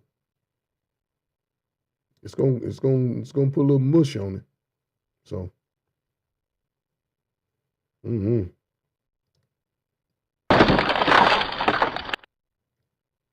You see that, right?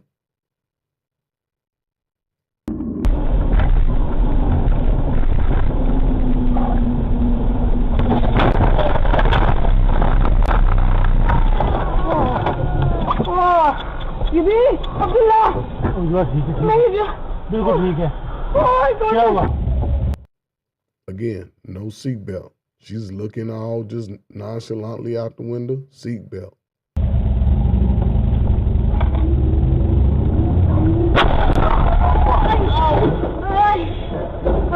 You see how hard she hit that? She cracked that whole side right there with her head. Lady in the seatbelt, she just like, oh my God. She saw this lady fly across her and then get jolted back. Are you okay? No. Hi. No. Sleepyhead. Oh, sleepyhead.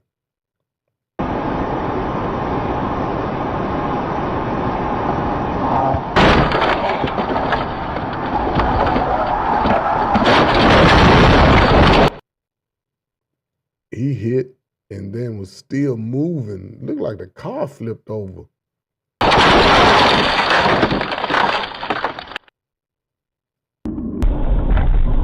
See that? It's wild. It's wild. That's why you have to be careful. You have to think about safety. You have to think about safety. Hold on. This next video is wild. It's wild, for real.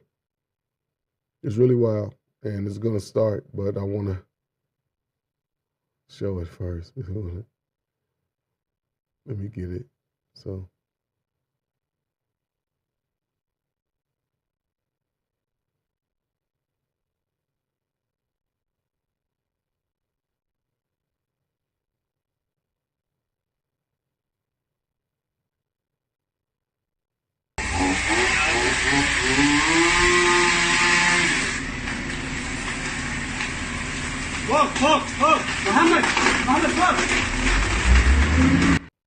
okay, so you see the tree, then sawed it down. Now you see it get ready to fall, right?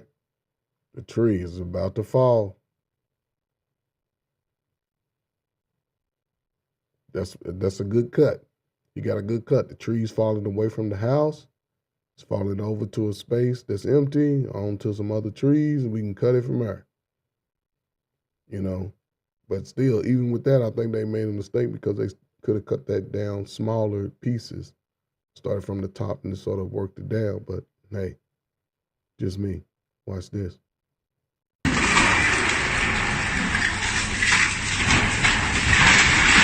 See the crane coming? You see it coming?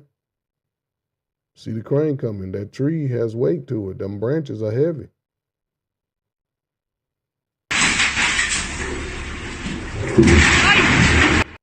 What y'all think? Think he survived that? The 3,000 pound, 4,000 pound crane coming down on him? Stomped him into that tree, probably broke his whole back up.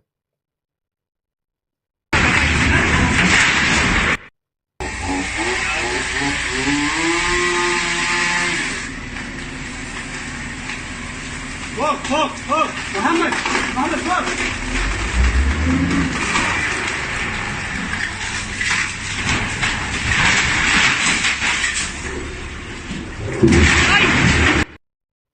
Yeah, man.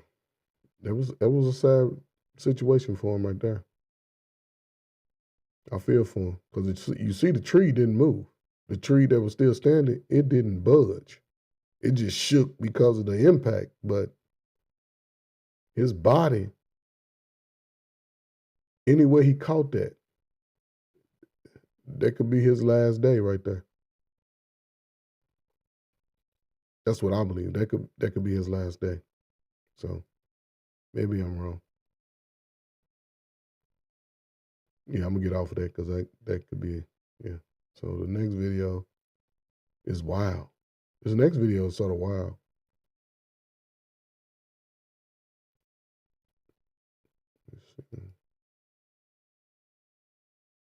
You know, again, safety.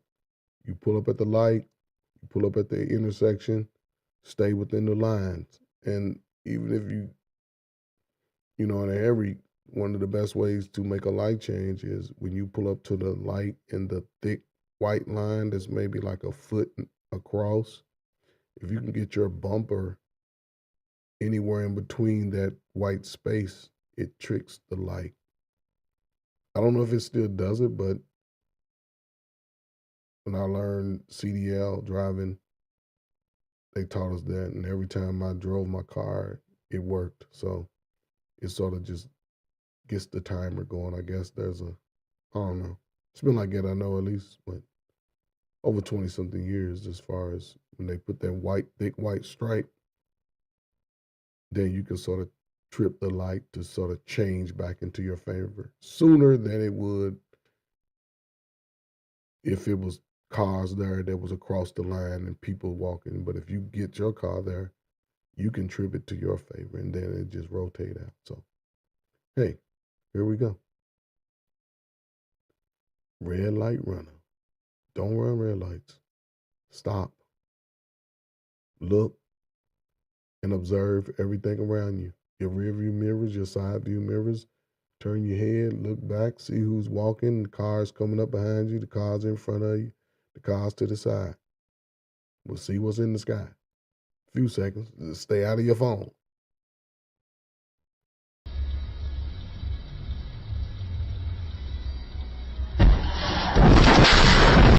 See that? Car just nonchalantly rolled on out there. And the other car didn't even see it. Saw the car catch on fire. Boom. Hopefully they had their seatbelt on. Hopefully they had their seatbelt on.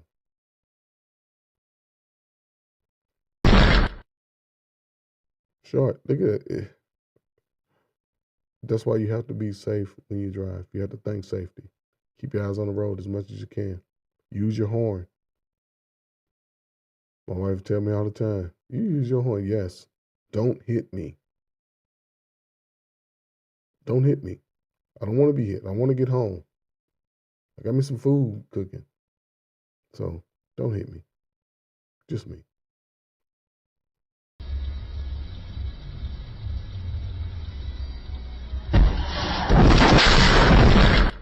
And just imagine that that's coming at you. Just imagine that's coming at you. How would you feel? How would you feel? And this is a weird one right here. I saw this. This is a weird one. Yeah, I thought it was weird. It's crazy. Just the mind. Our minds are a little weird. Wow. Ain't really been months because my boyfriend, we broke up months ago, and I'm just trying to act like I've been celibate, but I'm not. It's been a couple of weeks. But anyways, like, yeah, I was excited. And the police officer, they was finna lock me up for kidnapping until they heard the story. Yes, ma'am, the whole neighborhood been talking about the peeping Tom for like 2 months now, but I ain't never seen him, so I thought the story was a myth. He never came to my house until today. And then I almost went to jail for it. Because when he came to my window, I was just laying down. When he came to my window, I thought it was my boyfriend coming back, but it was him. So when I had opened up the blinds, I'm like, and then I got a little scared, but he looked so... A guy peeping on you, you think it's your boyfriend coming back. I don't know. Young minds, man. Is it fool or foolery? What's the future up to? This is our future. Leading children. Good. Like, y'all, that's why I say his name need to be Peeping Bay. He looks so good. I had opened up the window and I'm like, what's up? Like, what you got going? What you trying to see?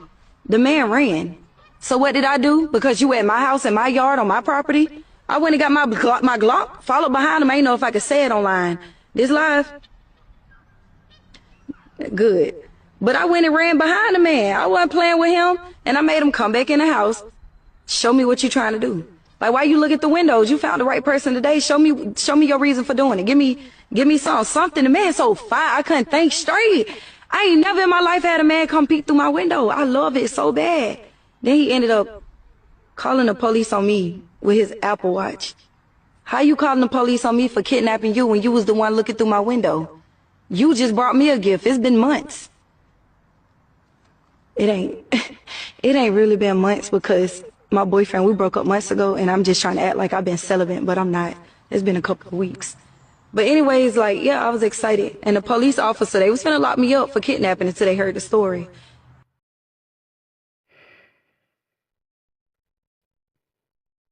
That's a whole lot to unpack right there.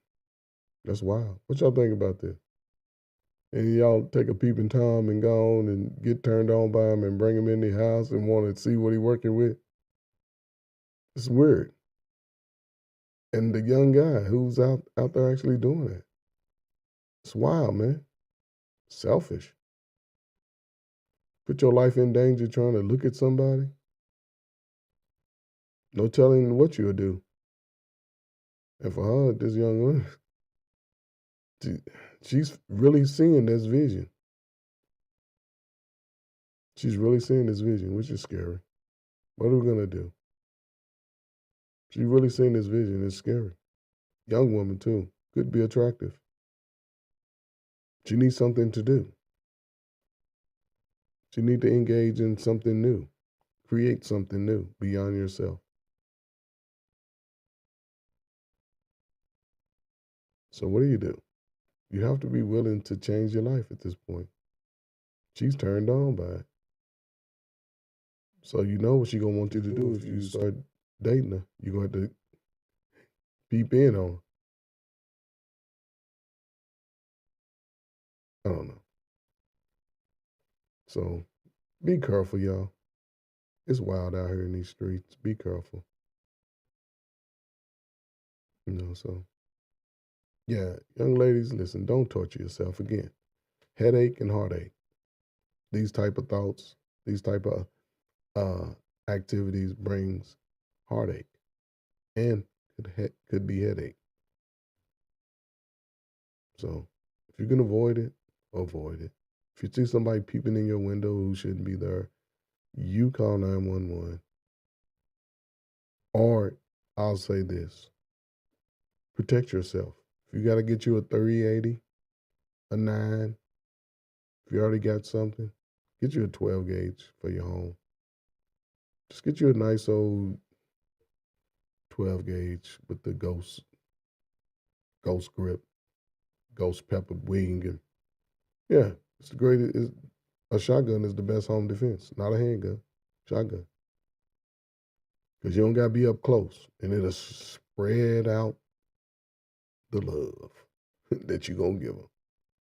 So, hey, everybody has their choice. I know black folk, we like handguns.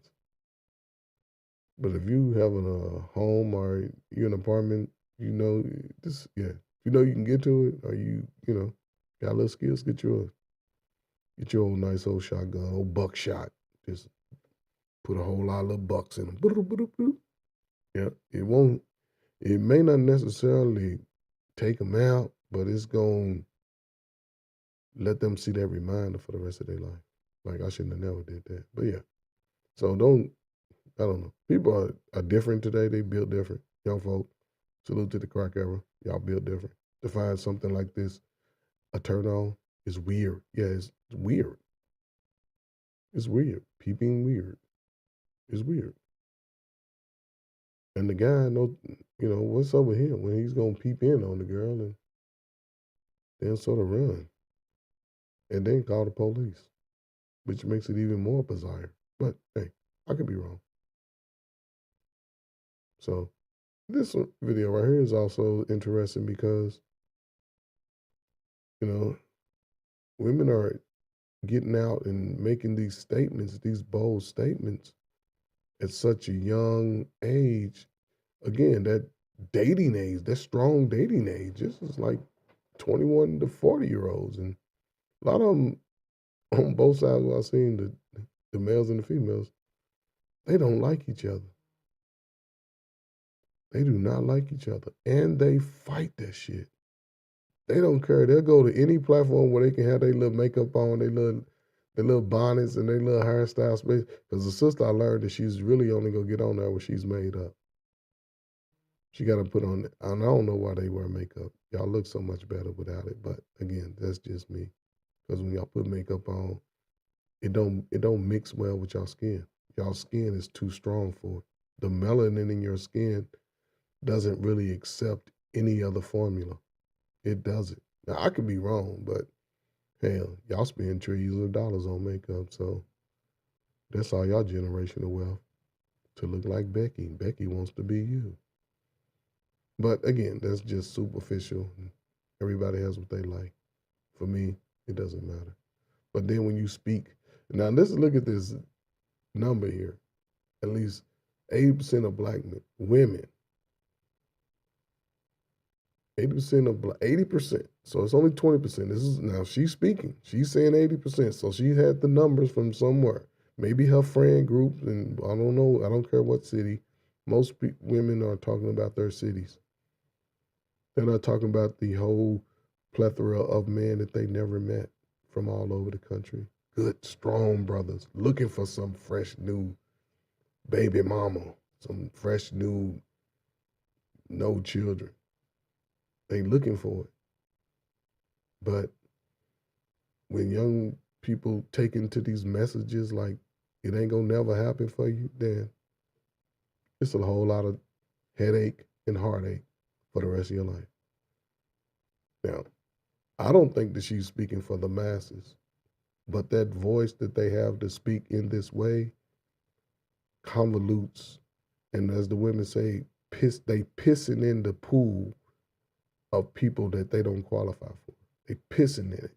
So they telling their daughters, that elf with you, I'm gonna pee in the pool that I shouldn't even be in with you. I think everybody should be with their own age group. Just get in your own age group. Figure it out. You know, everybody's trying to compete for the next new model coming out, whether they're adults, the male or female, instead of focusing on you, your model, and the models that you're with.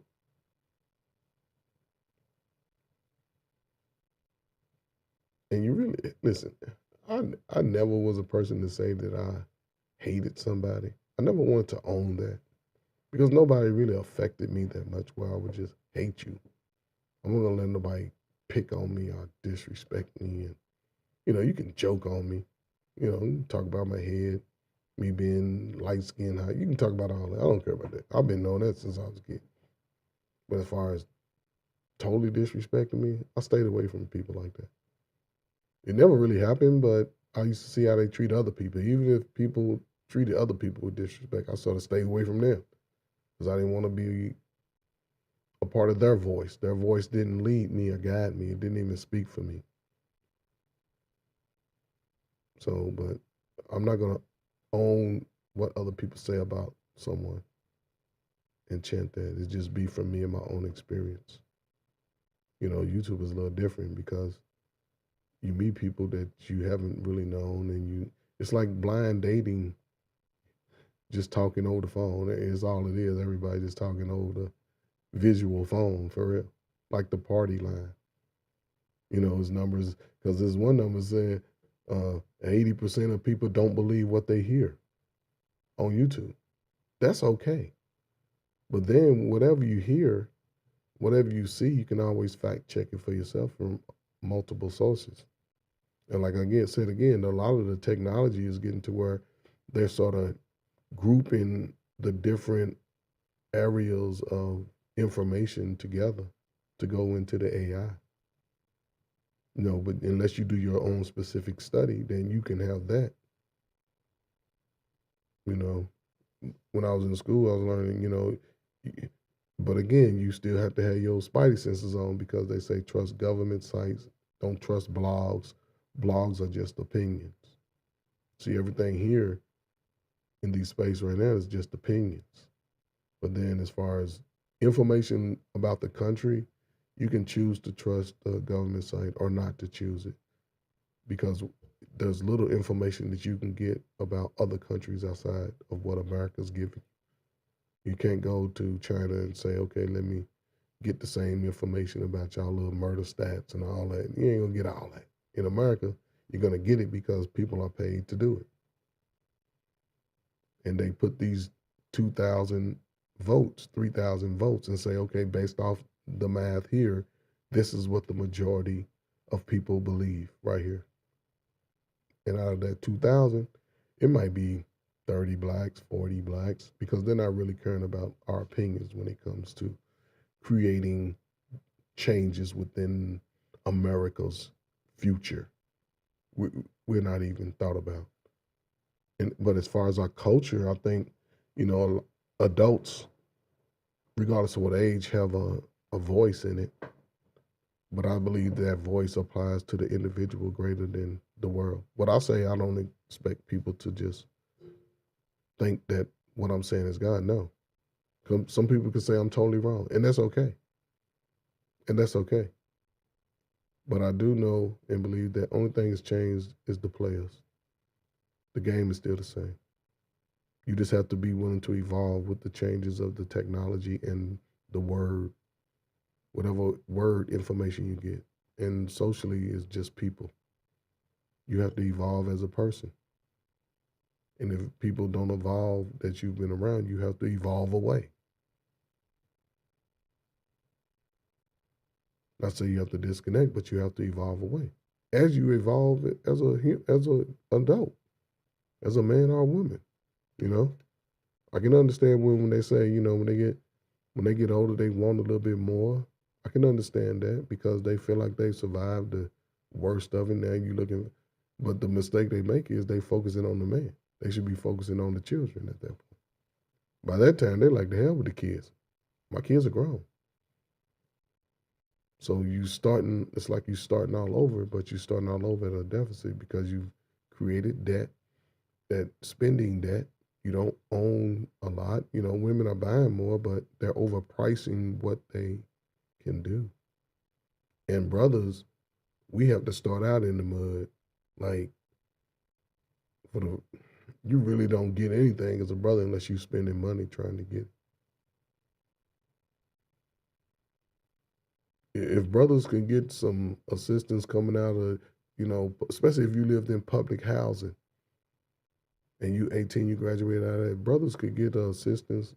For the most part, they would try to figure life out, especially coming out of high school, with no kids or something. But the only chance you really got is college.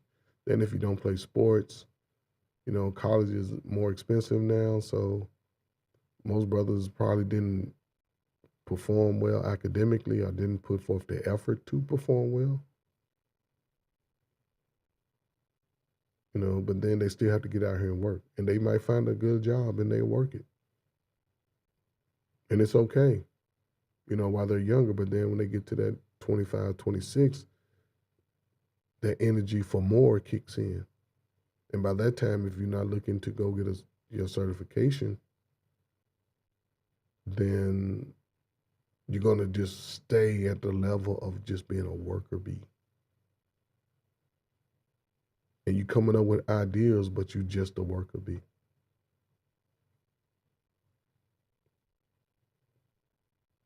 And you do that for 10, 15 years, then, you know, your body start breaking down. And when your age of wisdom kick in and you know you're smarter and you're stronger, you really get stuck and it gets hard. You're trying to find a woman. A lot of the women have just gave up too much too early. And they starting to wear down. You can see it on their face and in their verbiage and how they talk. They get wore down about the life that they rushed into. So I don't know, man. This is an interesting statement she made. And I don't know if she's wrong about this. And I don't know if she's right. I just have to take a poll on it. Black men, I'm going to say it from... Oh, okay. Hold on. Give me 1 second. I know what I got to do.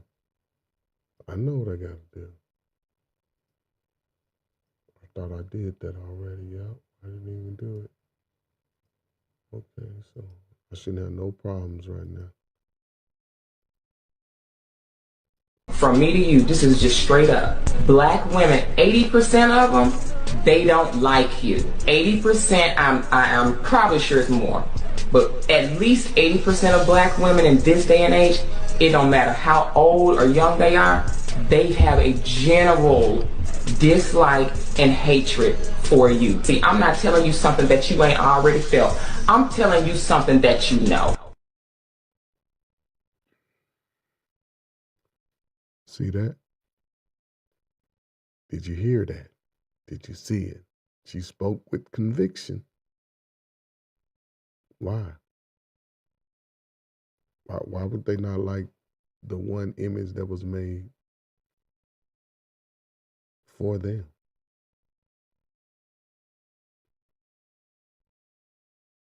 As a matter of fact, they were made for us, taken from us. Just imagine somebody took your rib out today. You think it'd be a pain in your side? You could still go on, but you think it'd be a pain if somebody took a rib out today? And this is like today. They are part of us, and it's a pain in our side. Ain't that wild? Ain't that wild? And you can apply this statement to more than just black men. You can apply it to the children. 80% of parents don't like their kids. If they did, our reading rates wouldn't be so low. Our child pregnancy rate wouldn't be so low. Our debt in the communities wouldn't be so low, especially if the sisters are running the communities. The debt wouldn't be so low. People wouldn't be losing their residence. A high number of sisters wouldn't be, out here homeless. The numbers have always been sort of consistently pushed on the brothers, but for the sisters, they always had some form of resource to sort of alleviate that. And now you see a lot of these crack era adults, these mid-30s, late 30s, 40-year-olds, are starting to fall into despair because children are grown now. There's no money coming in from the children. There's no resource coming in. Even though you're looking to support yourself, but you didn't teach your children to be stronger, to be smarter than you, to be faster. But now is a greater time, especially if you can see that and you have a chance to have a child and raise a child to the full capacity. The Olympics is coming. The Olympics is coming. If you used to be a double dutch, get out there and double dutch. If you used to swim, teach a kid how to swim. Teach a kid how to play tennis, play volleyball. Even though you didn't do it, even though you was too lazy and, too sedity, broke sedity, because people was like, I don't do that. I don't want to. That's broke sedity. Get on out there and try it, because all of those things develop motor skills, thinking skills, logical skills, analytics. It develops all of that. Higher level than we get it. It's just the time, because it can change your life, if you invest in your children, especially today with so much information readily available, the information you didn't go study in school, that you didn't want to look up on the internet, COVID hit, but, and if you have younger children, yeah, it would benefit you to read up on children, read up on, health benefits of children, read up on how to continue to create a healthy child, build a healthy child through nutrition, through motor skills, through analytical skills, technical skills. Those things will change your life. Because even the person that can't be the athlete could also be the person that treats the athlete, who trains the athlete, who prepares the athlete, who puts the athlete back together. See, they have an opportunity to become that also. I talk to kids about, football. When sometimes you can look at a kid and be like, okay, man, you might not have a football career. But however, if you want to be a part of the game, learn how to coach it, go to college, graduate, become an agent, make $10 million off 10 players. It's $100 million. Working, even in the medical part of it. It's a whole lot of avenues that someone can embark on. Even in music, learn all the instruments. Some of us like music back in the day. Buy a kid an instrument. Something. We can't go the next 20 years crying about what somebody's not doing or who didn't do it before me. You in this position where you complaining about somebody didn't do it for you. Your kids are looking at you like, what are you going to do? So it's just important for everybody, man.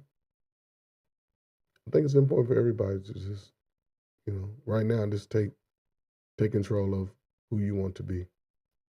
And believe me, it'll work. So, yeah, do y'all believe this number? 80% don't like us.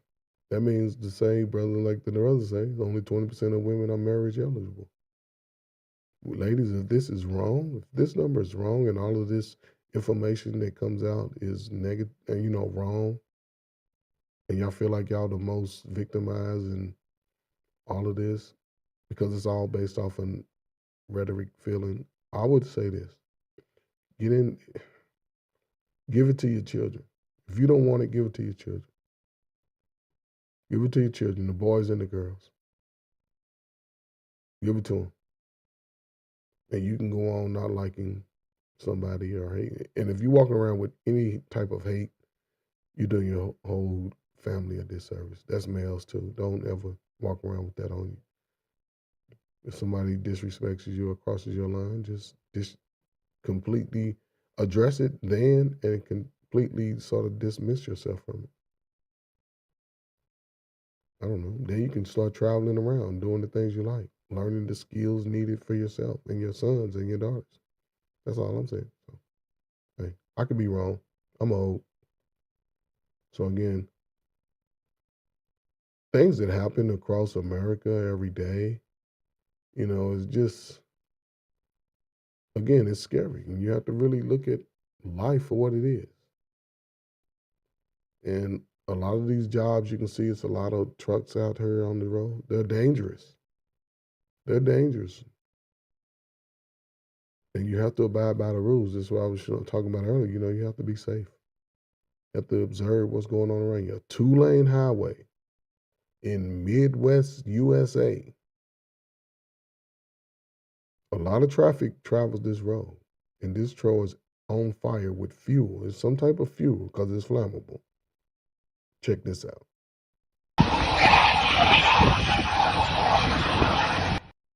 See the man crossing in front of the truck here? It's a man right here moving in front of this red truck across the street. He's walking towards it. Now, yeah.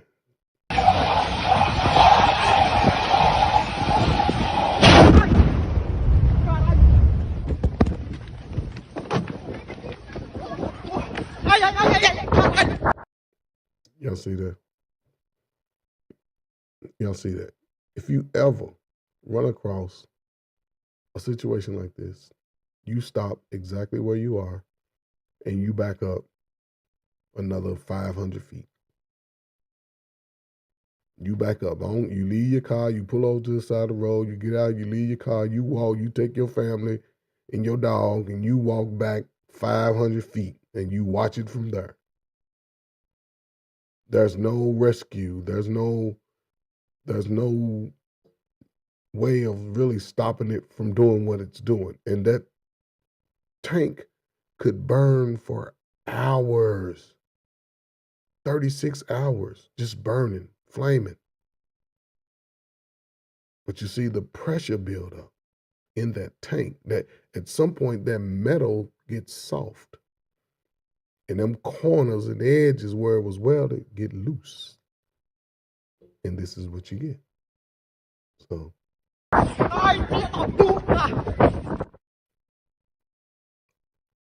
Those flames are at least, 15, 20 feet away from that truck? You got a man walking across the road to check it out.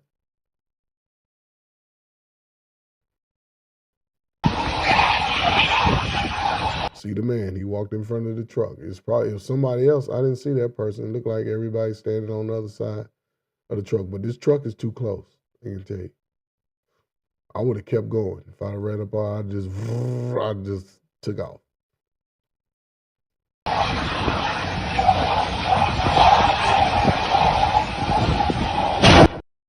Now, the explosion. The explosion from that close to that guy and those people behind that truck is bad. The force of that explosion, the force of it is bad. But what's worse is the metal pieces in that truck that exploded across whatever space it was going. And once that shrapnel hits, that's what it gets you. That shrapnel, that metal, hot, it's like a missile coming at you. That's what it gets you. That's what it take you out. Now the force could just totally obliterate your eardrums. But the shrapnel coming at 1,000 miles per hour, you see the whole road is covered. You can't even see. That's fire. Metal, pieces of car, truck, road, all of that's in that ball right there. All of it. So have to be careful, man. You know, and what do you do in situations like this? How do you prepare for it? Can you prepare for it? You know, I think, you know, in this situation, it's not a lot of things you have to do. As soon as you see it, you distance yourself from it. On a road like this, everybody stop. I wouldn't even get close to the car in front of me. I would stop behind that as far as I could. And then I would get out. Let's say if I'm right here where this guy is, I wouldn't be that close. I would be up on the hill. If it's a hill, I think it looked like it was, I don't know. But I would be like somewhere where I'm nowhere near this.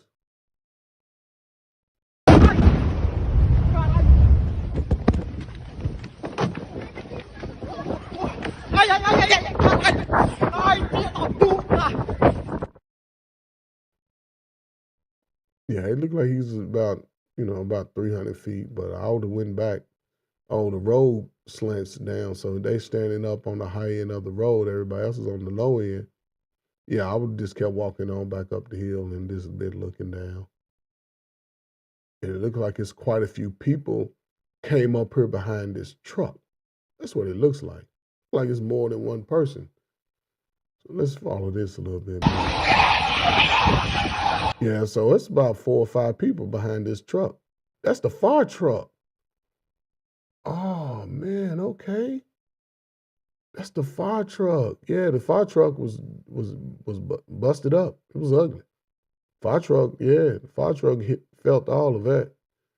I wouldn't be surprised if it didn't tilt over the truck and some of these guys were actually hurt. Yeah, that was a all-day thing right there. That you probably there for about 9 hours right there. You stuck. Yeah, because the force of it.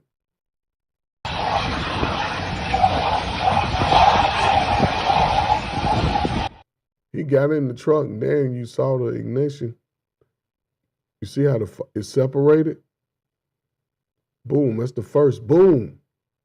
It's separated. The fire is separated. That's the first boom. Then this person's walking back across behind the truck. He didn't even make it. Dang. That fire reached all the way across the road. I would not be surprised if, yeah. It's unfortunate, man. That's why you have to be careful, folks. Be careful. You see stuff like this, take extreme measures. Take extreme measures. So now I saw this on it's a TV show, and it's upset. You know, I can understand brothers' pain, just like the sister said earlier. You know, if 80% of y'all hate us, then no telling what is being said to the children about us. No telling. I can say that for myself. No telling what is being said. And then when they see you, you're totally opposite. Laid back, cool, funny. So I don't know. I could be wrong. I wanted his feelings to be hurt. I just wanted him to feel something because I never feel like he feels anything. And I apologize to him for that. And I know that's never going to be enough. Apology is not enough. I understand that. And I understand what I did was wrong. And it was very wrong. Shout out to my man, Grizzy, man. I can understand. This can be a hurtful video. She wanted him to feel pain because she was hurt. Her feelings was hurt. See, again, everything. It's going to be feelings. Yeah, it's going to be headache or heartache. That's all. I'm sorry, but I did. I wanted to punish him. Punish? You wants to punish the man. You want to punish him like he's an 8-year-old kid. And he's sitting up there crying. And that's the worst thing. First come the pain, then come the anger. See, first come the pain, because he's feeling pain right there. Then come the anger. So if you decide to do somebody like this, don't be surprised when you get what you get. Don't be surprised. When they get over the pain and they get mad, don't be surprised. Because you'll swear that you wasn't even trying to do it. You'll make all kinds of fake false claims. I had another baby in November that I decided not to keep. You told me that the baby died and died. She said the baby died with his umbilical cord wrapped around his neck. Oh, that's what I said. And I might hate you for the rest of my life, for real. Because you knew. You knew. Why would you tell him that the baby was dead, though? To be honest, I wanted him to be hurt. You see that? I wanted him to be hurt. That's why I did it. To be honest, look at that scar on her face. Look at that tattoo. Already says rebel. Woman get a tattoo on her face, she enjoys pain. She enjoys inflicting pain, and she enjoys receiving pain. But when she receives it, just understand you're going to inflict it. Made up a whole crazy story. Umbilical cord? She probably did it with her hands then. The umbilical cord, is that what you said? And look, looking like now, and what? No, nostrils flared up. Yeah. Past her best years. And now he might have, what? I wonder if this was her only child, her first child.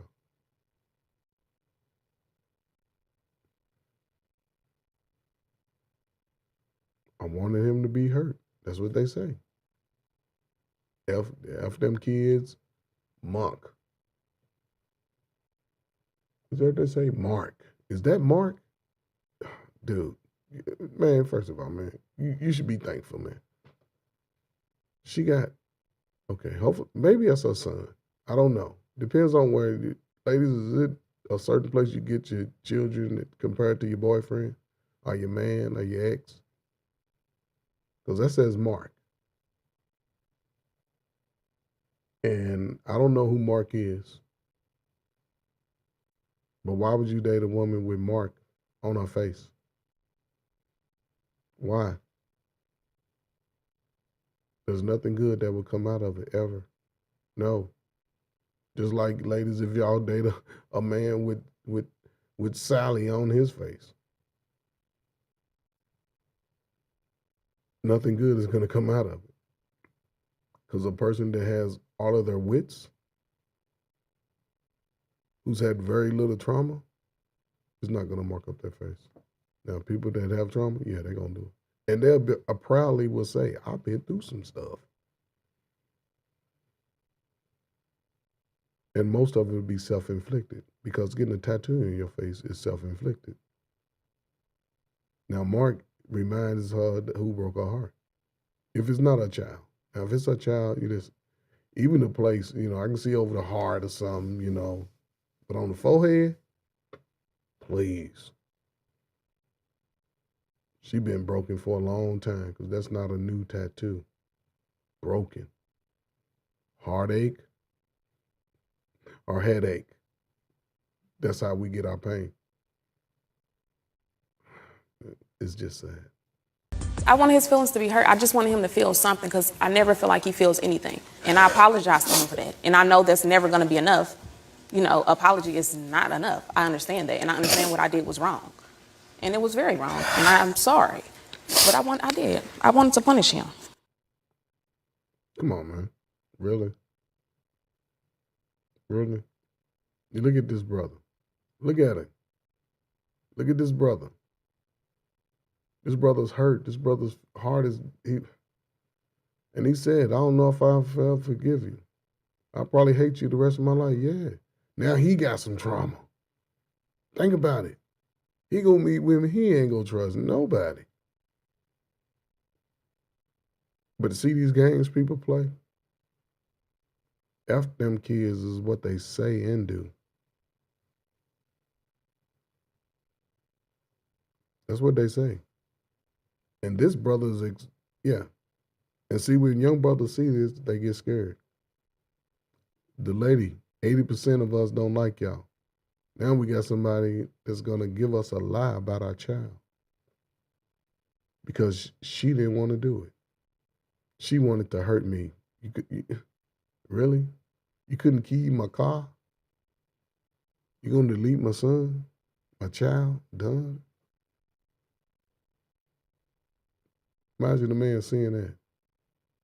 Every woman for the next 10 years is going to catch hell. Everyone.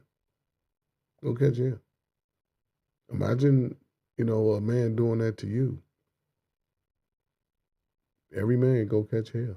But, again, this is just where we are in America. This is where we are in our lives right now. And hopefully, things could change. We got the Olympics coming up, ladies and gentlemen. Get your children prepared for the Olympics. Let's do it. It's a great opportunity.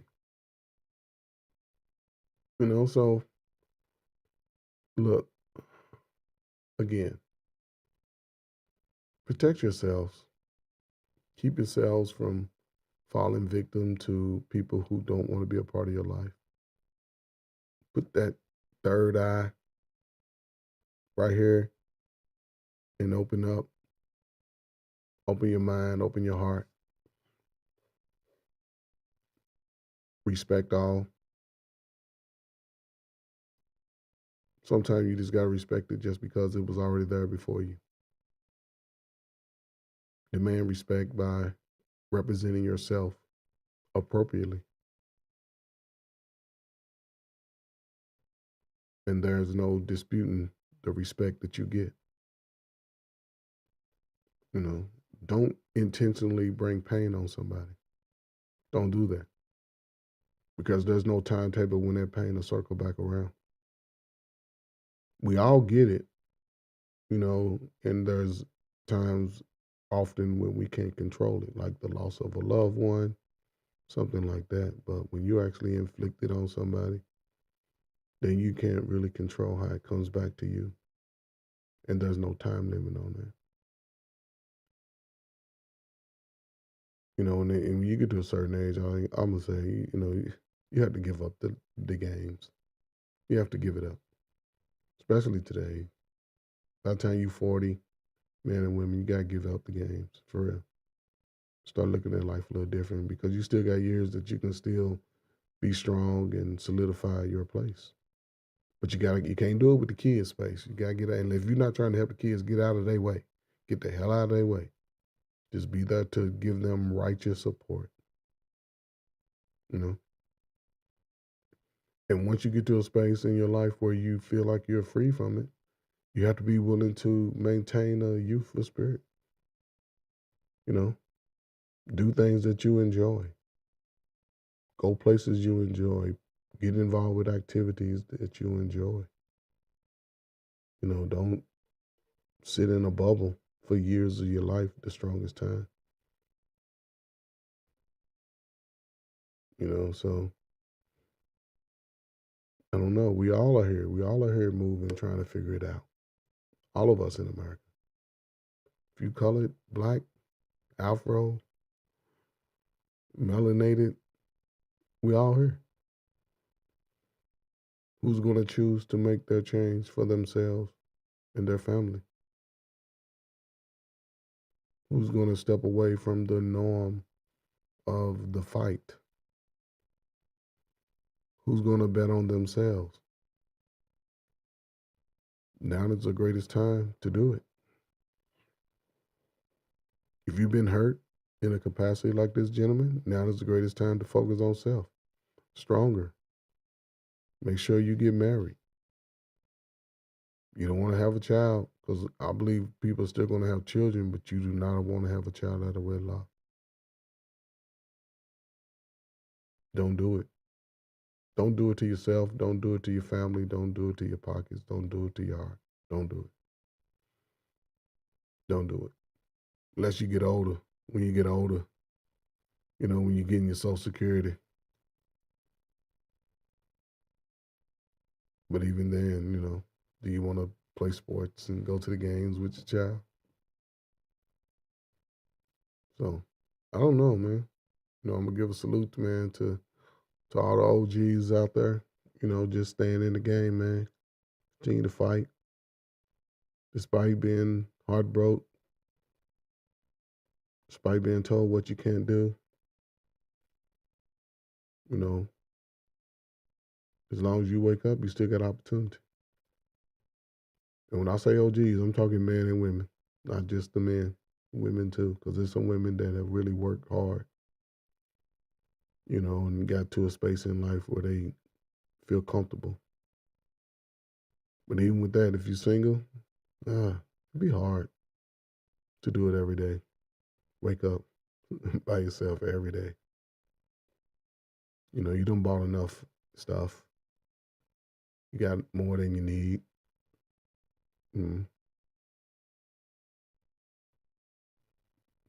I say make a deal. Yeah, I say make a deal. Everybody come in with a list of things they like and don't. What's up, my brother Drill, man? Appreciate you, man. Just stopping by, man. Just walking down some crazy videos, man. This woman here deleted his child and didn't tell him. So, but yeah, so you just gotta be willing to take a chance on yourself and move into the next millennium. Create the generational wealth that you want, that you see that it's hard to obtain when everybody's fighting. So, you know, just be, I would say, determined about what it is you want. Be determined about what it is you want your children to have. You know, and if you don't want children, that's great. Just keep your heart pure. Do it for your heart, and it'll reward you. It'll reward you. Just do it for your heart. Don't do it for anything else. You know, just do it for your heart. Because you're the only one that you got to account for. And if you're doing it the right way, then it'll pay itself off. Just don't leave. Look, just don't leave what you build and let the city get it. Just give it to, I don't know, give it to, I don't know, You give it to some college educated black kids or something like that. Kids graduating high school. No, graduating college. You know, stuff like that. You know, because then at least they have put forth the effort to try to take their lives to the next level. Yeah, that's how I do it. And that's how I think I do it too. Give it to those when me and my wife get to the age where we old, and yeah, this might give it to those who may just need that little boost to carry on their lives because they've put in the necessary work. They've got the skills needed. They've, you know, created a brand, created a name that's going to be honorable. So yeah, I'll let them just have it because I believe that they'll take care of it. You know, but just people who got their hand out, nah, stay away from that. Because they'll do like that's happening in America pretty soon. Michael Jackson, he gonna be pale face. Prince, they gonna be pale face when all of us go, about 150 years. Because all their music gonna be playing on white commercials. He was white? Yes, darling, he was white. Then they gonna show him an old white picture, see he was white, but something was wrong with him. You know, so I don't know, man. You just be careful, fellas. But again, I don't like to end on a bad note. Again, just appreciate everybody stop by. My brother Hassan, Drip Show, I see you, man. What's that?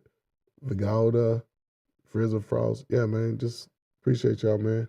Like I said, man, I like to move around to fight, Drip. I like to fight everywhere else, you know. But I appreciate you, brother, man. Salute, man, for real. Always, man, real brother, man, for real. He know he play football. See, the football players know. They know. They see something.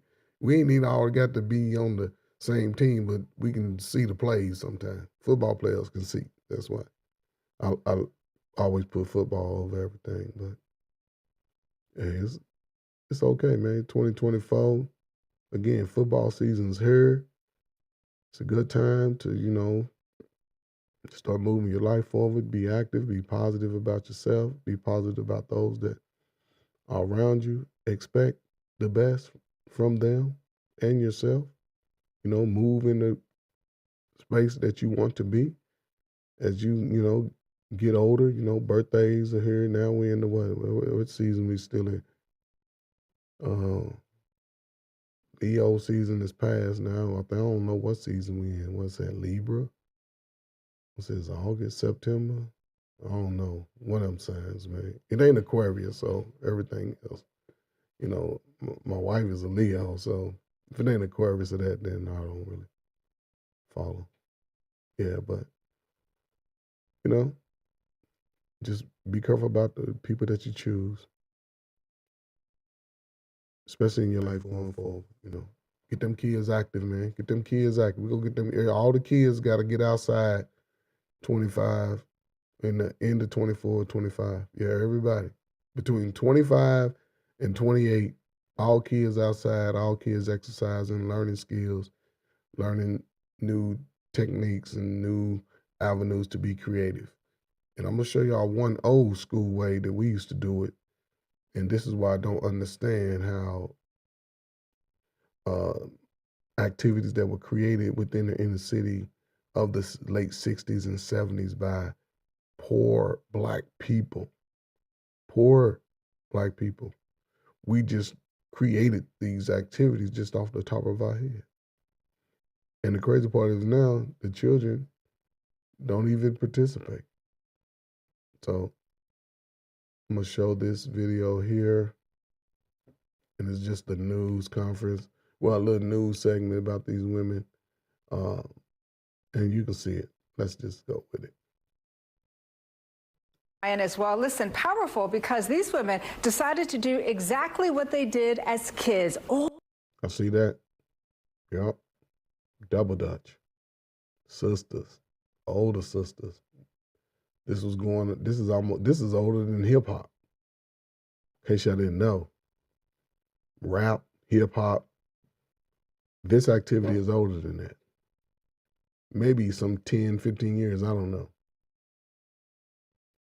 all the things that brought them joy, right? So instead of going to a spa. Look at the sister.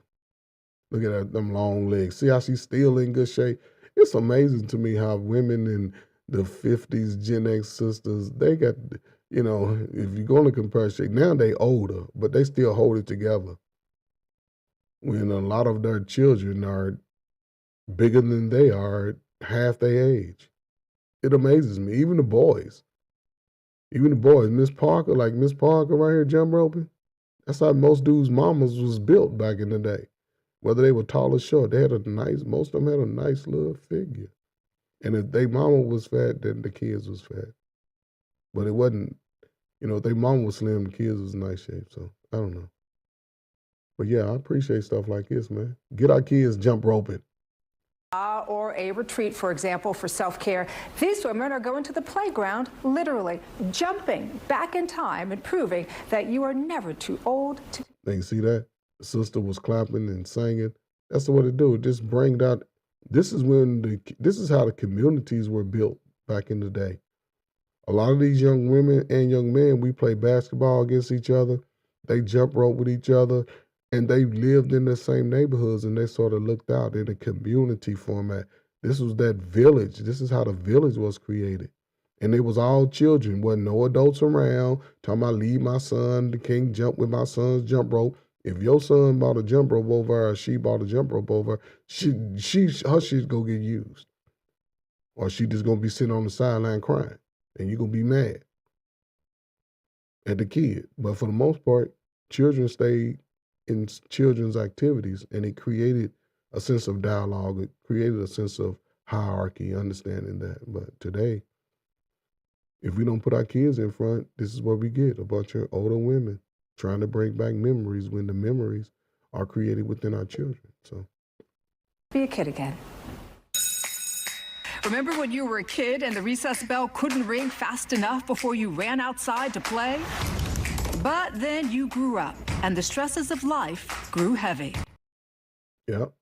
See, you want to, now they take playing for granted. I worked in the high schools, I worked in the middle schools just recently.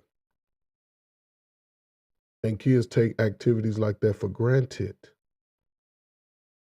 They don't participate. The girls are trying to be cute because they dressing like grown women, which is crazy. And the boys are trying to be cool, but they ain't even clean. They smell like dirt. For real. I can see if you got on you get ironed your clothes, you got your smell good on, and because they don't use locker rooms like they used to back in the day when people were secure in who they were physically and, their personality identification. They understood that. So it wasn't nothing to go into a locker room, see a bunch of boys in there changing clothes and talking and laughing. Now they don't even use the locker room. Secondly, even the girls went and did their little thing. Now, most of the kids don't even participate in gym activities. You walk in a gym class today, especially in high school, it's just a bunch of people sitting around. The gym teacher tries to put in a few little activities, but the kids don't participate. But then they aren't using those muscles to develop. So when they come out of high school, they slow as a box of fucking rocks. They slow. So I don't know. Then they struggling, talking about ain't nothing out here, nothing out here to do, because you never fired off them neurons in your brain to get active, so you can start figuring stuff out. But again, this is the time of today. But who's responsible? Who's responsible?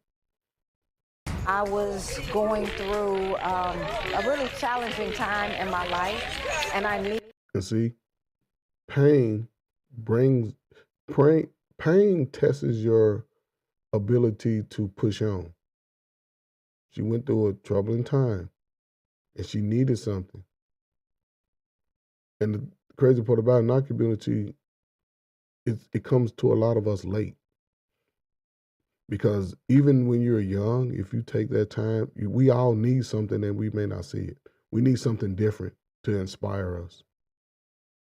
See, that's why we understand pain in the Black community. Everybody experiences pain. But when you're young, you need something different than what you experience so you can have that change to be better. Needed to find a happy place. That was 2016, and Chicago resident Pamela Robinson was depressed, lost, and feeling the full weight of adulthood. My 20-year marriage. See, married 20 years, self-inflicted wounds, ending. Kids are grown. I don't have nothing to do, so I need something different. Now, you just move that forward 20 years when you're young, especially if you're single, then if you're not getting the marriage, then go do something different, because you need that change of scenery, atmosphere to let your mind develop.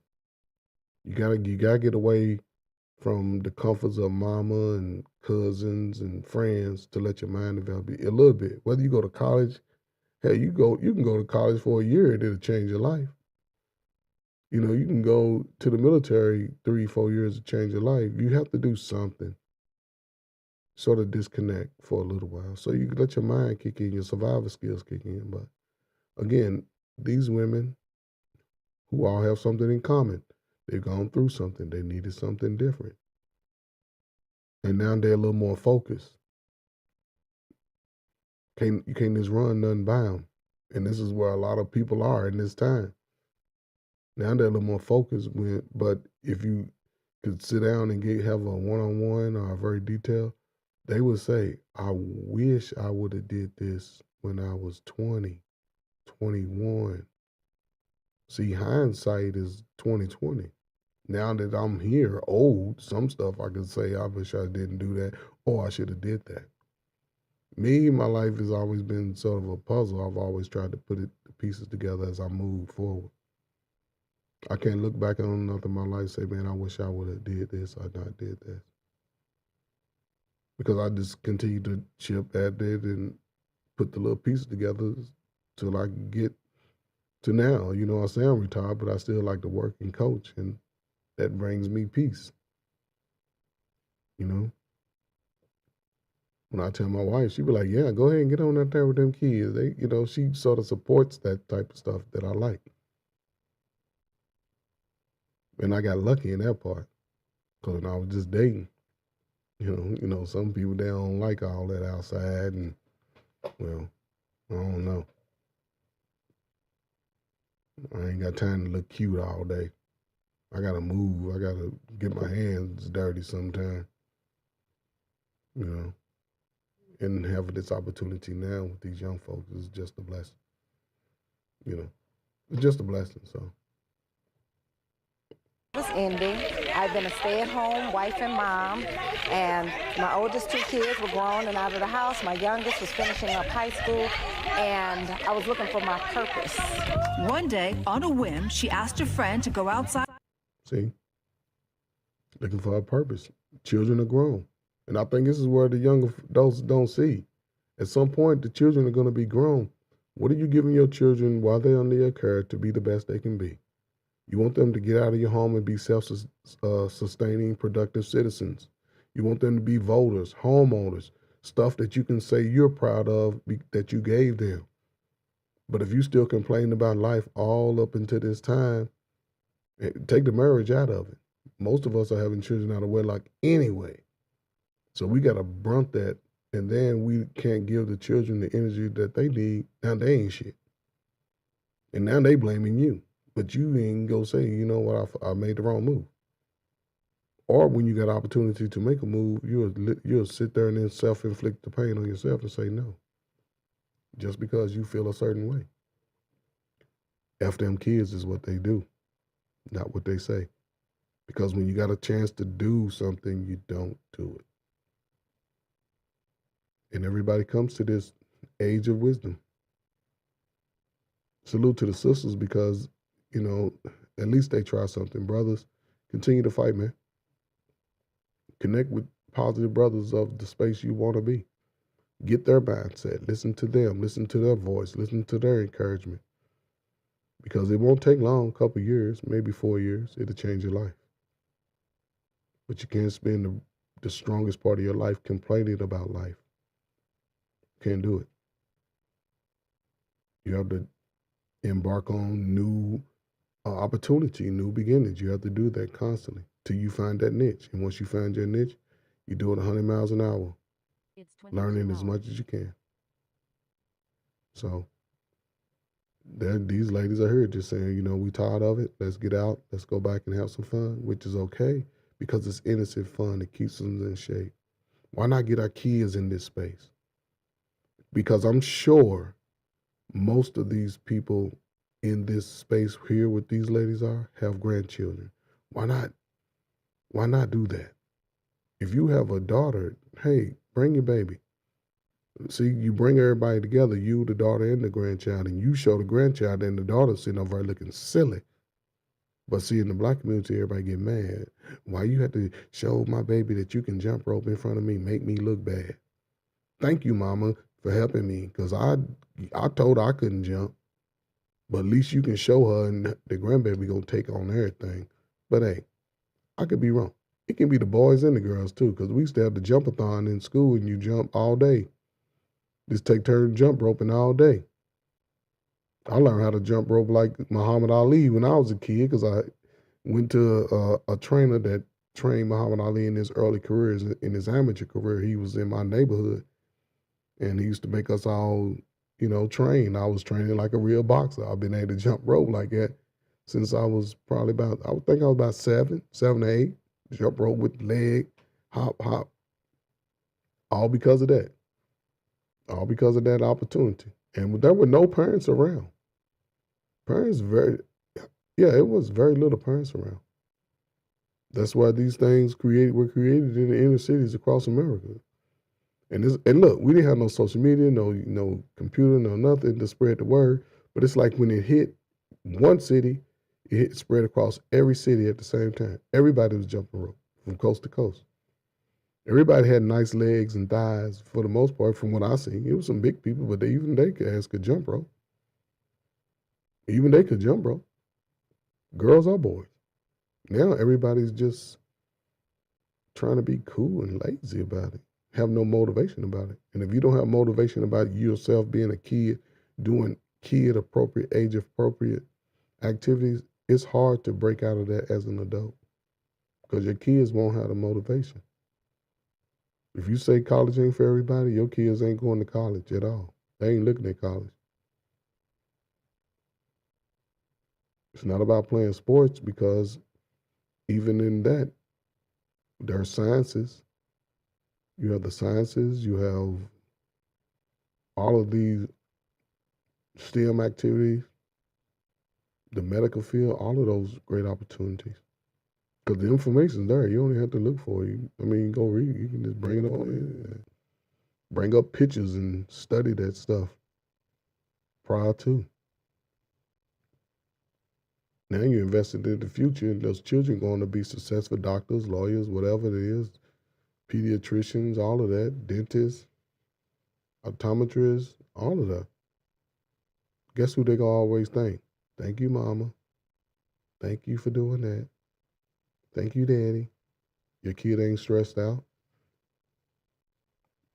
But if we don't, then we can't complain about why people are such a certain way as they get older. But again, I could be wrong.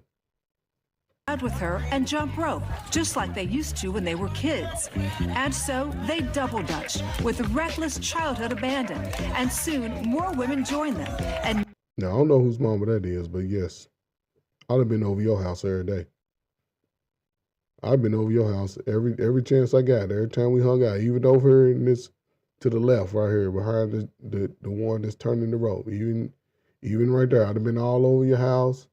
The one over in the other red shirt. Yeah, I'd have been all over your house, man. I'd have been hanging. You, if you was a cool kid and you could play sports, then yeah, I'd have pulled up on your porch and sat out on your porch waiting till your moms to come through. Yeah, that'd have been me, man. now that desperate day has turned into a joyous glow. Yeah. You would have saw me over there.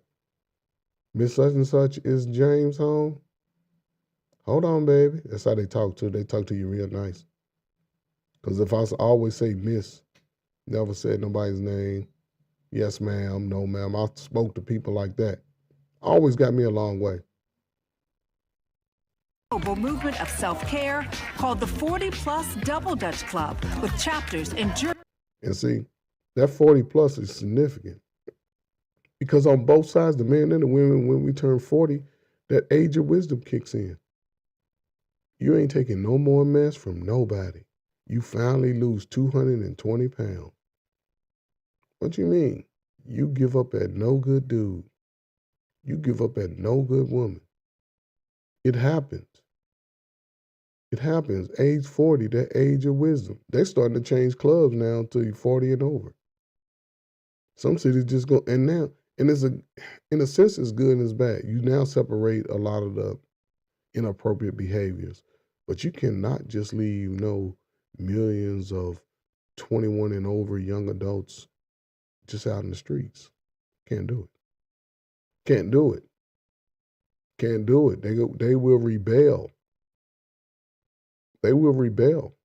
And then it's going to put the adults in a compromising position.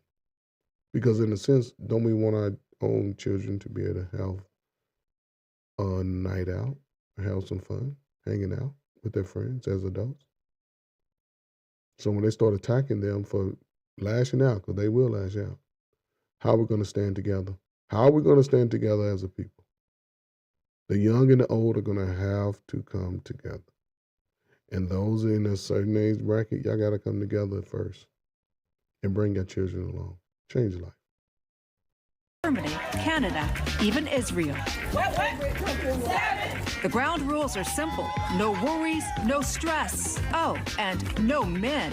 And everyone has to be over 40 because we didn't want any drama. Oh. Yeah, see? Even they recognize it at that age. And that's unfortunate. You know, we've already had a whole lot of heartache and a whole lot of headache in between that 20 and 40. We have it. And this is where we are. That 20 to 40, they're fighting. They got gloves off at this point. Man ain't ish, women ain't ish. It's like a man, women. Ain't nobody is. Ain't nobody, it's your fault. No, it's your fault. It's your fault. It's mama's fault. It's daddy's fault. It's daddy's fault. It's mama's fault. It's grandmama's fault. It's grandma. Everybody's blaming.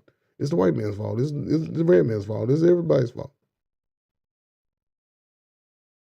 So what do you do with this space and time for yourself? Just go ahead and take advantage of it. Go ahead and take advantage of it. When that light bulb kicks on like these women here, you get out and you make it happen for yourself. And the people that rock with you will stand up and go. And the people that don't, they will stand back and watch you. But you don't deny yourself an opportunity. That's all I'm saying. That's all I'm saying. You don't deny yourself an opportunity now. So, you know, it's a great opportunity. Hopefully we can get more children involved. Double Dutching is popular. You see, you had other countries from around the world. That's why it's an Olympic sport. They may bring it back. I don't think I've heard of definitely. I know they was dismissed breaking, but that's because they ain't have no black people doing it. That's ours. Breaking is ours. For the melanated community, break dancing is ours. Nobody can have that. You can't put nobody, no other race in America up against nobody that can break dance. No, that's ours.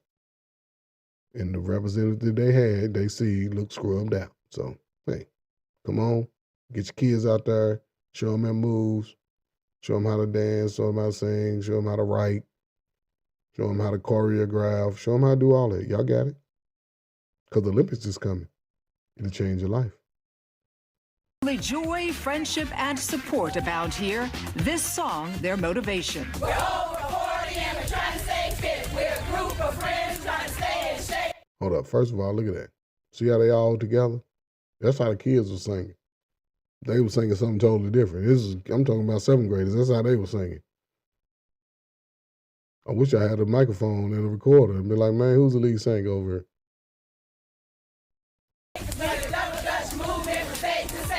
It's like we're forgetting about adulting and just being a kid all over again. We forget about husbands. We forget about children. And we're proud to wear our... See?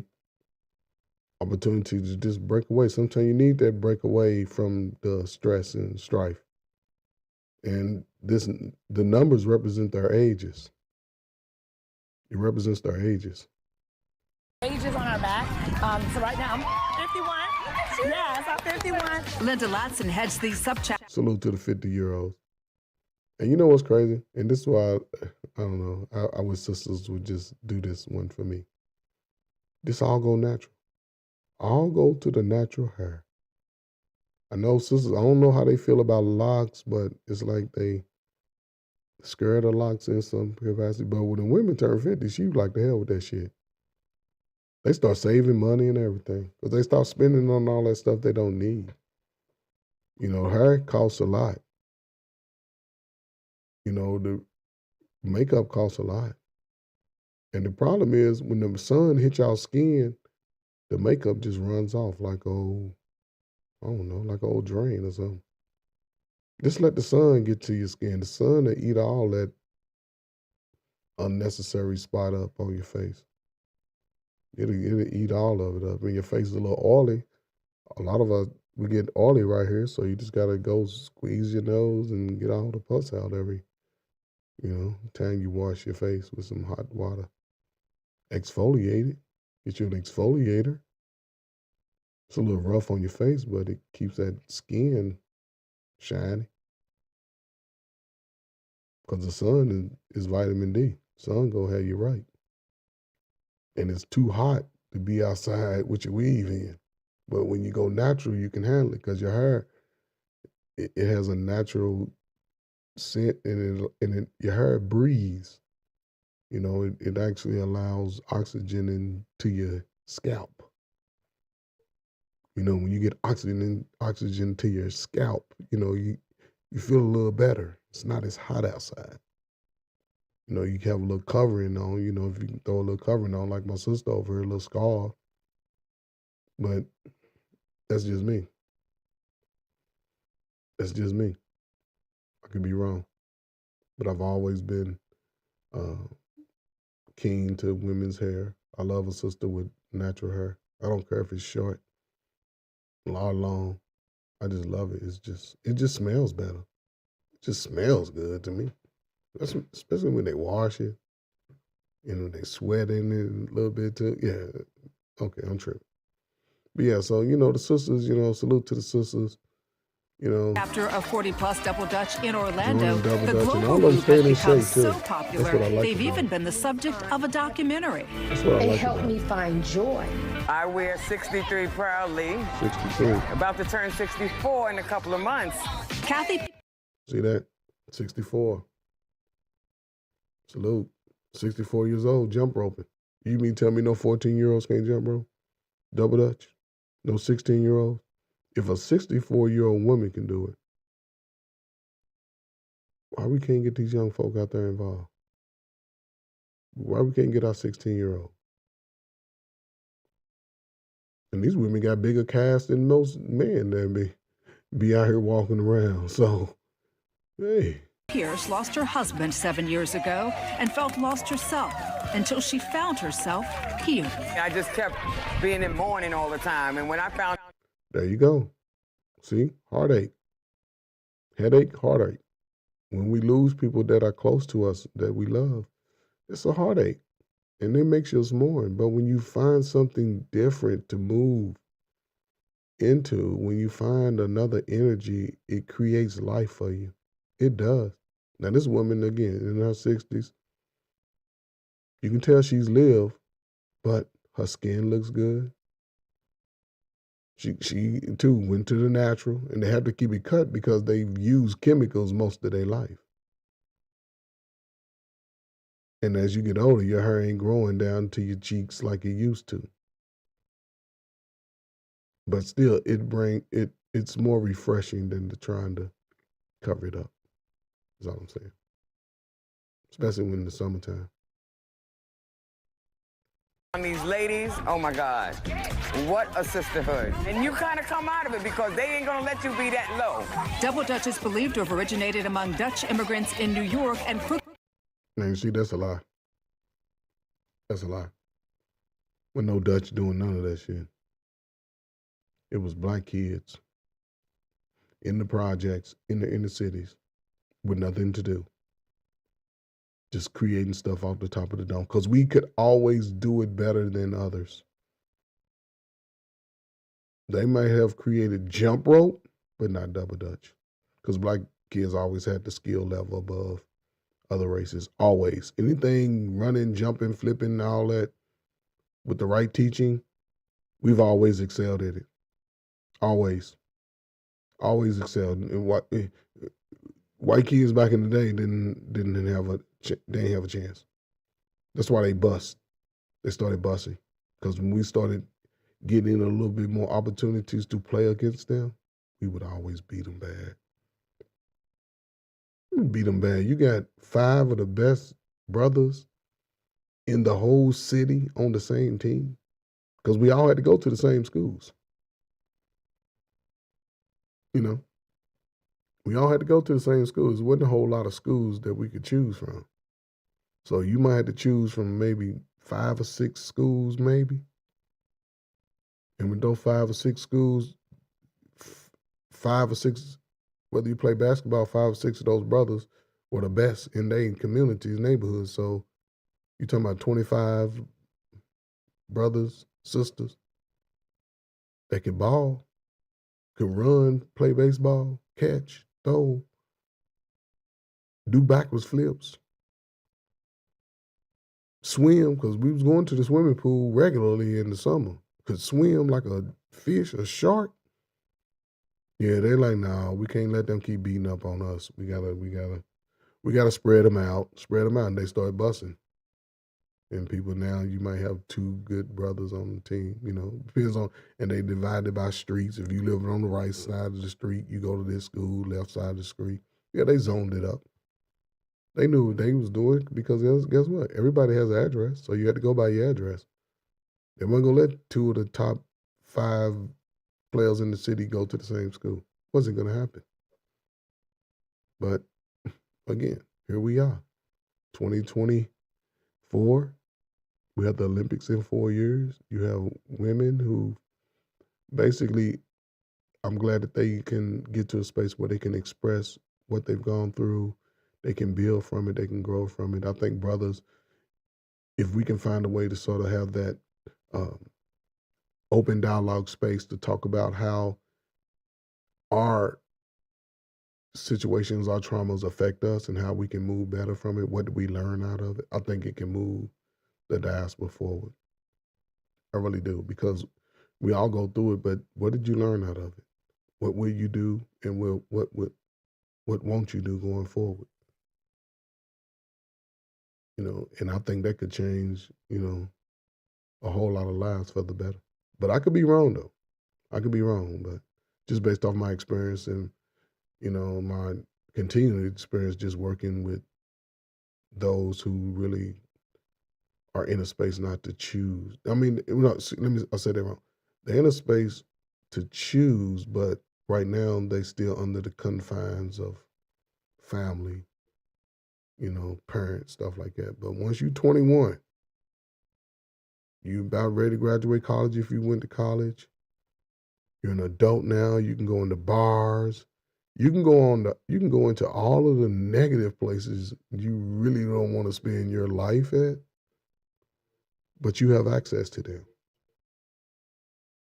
All information is available to you. All of that is at your exposure. You can now drive for certain companies. You can now take certain positions, certain jobs, whether it be skilled trades. You can do a lot of those early age, but now you can become a fireman, a policeman, ambulance driver. You can do it all. You can do it all at that point. Nothing can hold you back. You can travel the world. You're old enough. You can drink anywhere you go. You can do it all. But who's willing to take that chance? Who's willing to say, now is my time? And I think right now, over the next 4 years, we got a unique time. A lot of us can take advantage of it. A lot of young people can take advantage of it. A lot of parents with young children can take advantage of it. Because I think you can be like 14 on the gymnastics. Take it to some own bounce camp. Invest that little money that you would invest in just going out in your children. Even if you have sons, try to find a way, if their fathers are just a working guy, an average guy doing things right, just see if you can let them start hanging out and connect. Let him show him how he play football or basketball, baseball. Let him show him his carpenter skills, his plumbing skills. Let him show him his mechanic skills. Those things pay big dividends to the child. Because the child will grow and understand, like, I'm glad my mama did that. I'm glad my parents worked it out. And don't have them choose who to love. He's going to love both, or she's going to love both. But when you force them to choose, they ended up hating both, because once they realized that you told me this and it wasn't true, and then why didn't you fight? Nobody should have to fight for their child. Nobody. Once the child's here, whether he wanted you or not, hey, take him on over. This is your little ugly ass daddy. What's up, baby? How you doing? And do that shit or and be like, man, come and get him. He wants you. And then if he don't want to step up, then you do what you got to do. But at least give him a chance. The first right of refusal. Give him that. Yeah, give him the first right of refusal. If he refuses, then then you do what you got to do. But give him the first right, because both of y'all did it. Both of y'all created the child. And if he decides to say, hey, I want to be there, then let him do that. Let him drop him off. Let him pick him up, especially if it fits within his schedule. Let him get him on Saturdays when he go play softball. Or, let him hang out and watch the football games on weekends, stuff like that.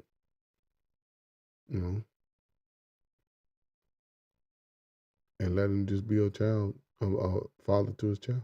It'll change both of your life, because the child will grow with balance. do well in school, be well behaved, be more athletically inclined, have a little bit of hand-eye foot coordination, won't be as clumsy, won't be as goofy, be in a little better shape, won't be all overweight at 12 and 15 years old. It'd be over, the girls will respect themselves.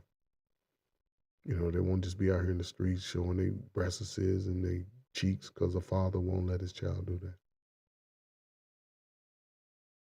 But I could be wrong though. I could be wrong. Especially for those who say I may be wrong. Only thing that's changed is the players, not the game. The game's still the same. The players have changed. The players have changed because once you find the righteous way to do things, you do it consistently, you do it right. Regardless of what new changes come about, you'll always still be able to do the things right. Always. And as you get older, you get a little more focused. You just got to understand to do it right for the most part. And always work for it. Always work for it. Because sometimes working for it affords opportunities that it blesses you. Especially as a man. That's why I say 21. Work for it. Learn the skills that you want to learn. So when you get 30, 35 years old, you don't have to work as hard. As your body starts changing, you don't have to be picking up, lifting, and getting out in the cold all day. Getting out in the sun all day. Unless you're doing construction, unless you're building. That's a different type of mindset. When you're contributing to the growth of the world, that's different. But if you're just sitting around waiting and complaining about what somebody should be doing, somebody go do this, then you're really just standing in the way of those around you, especially if you have any youth in your family. You're standing in their way because they're looking at you too. But again, I could be wrong. I don't claim to be right. It's just how I've seen it, how I've experienced it for a long time. In America, outside of America, Like I said, I compartmentalize things. And I know that going into 2028, we have a great opportunity because we have an election coming up this year. And then we're going to have 3 strong years, 3.5 years to sort of change the dynamic. I know Kamala, she would hope to be into that position with the Olympics coming to her state. They've already cleaned up the homeless in LA, and they're going to do it across the country.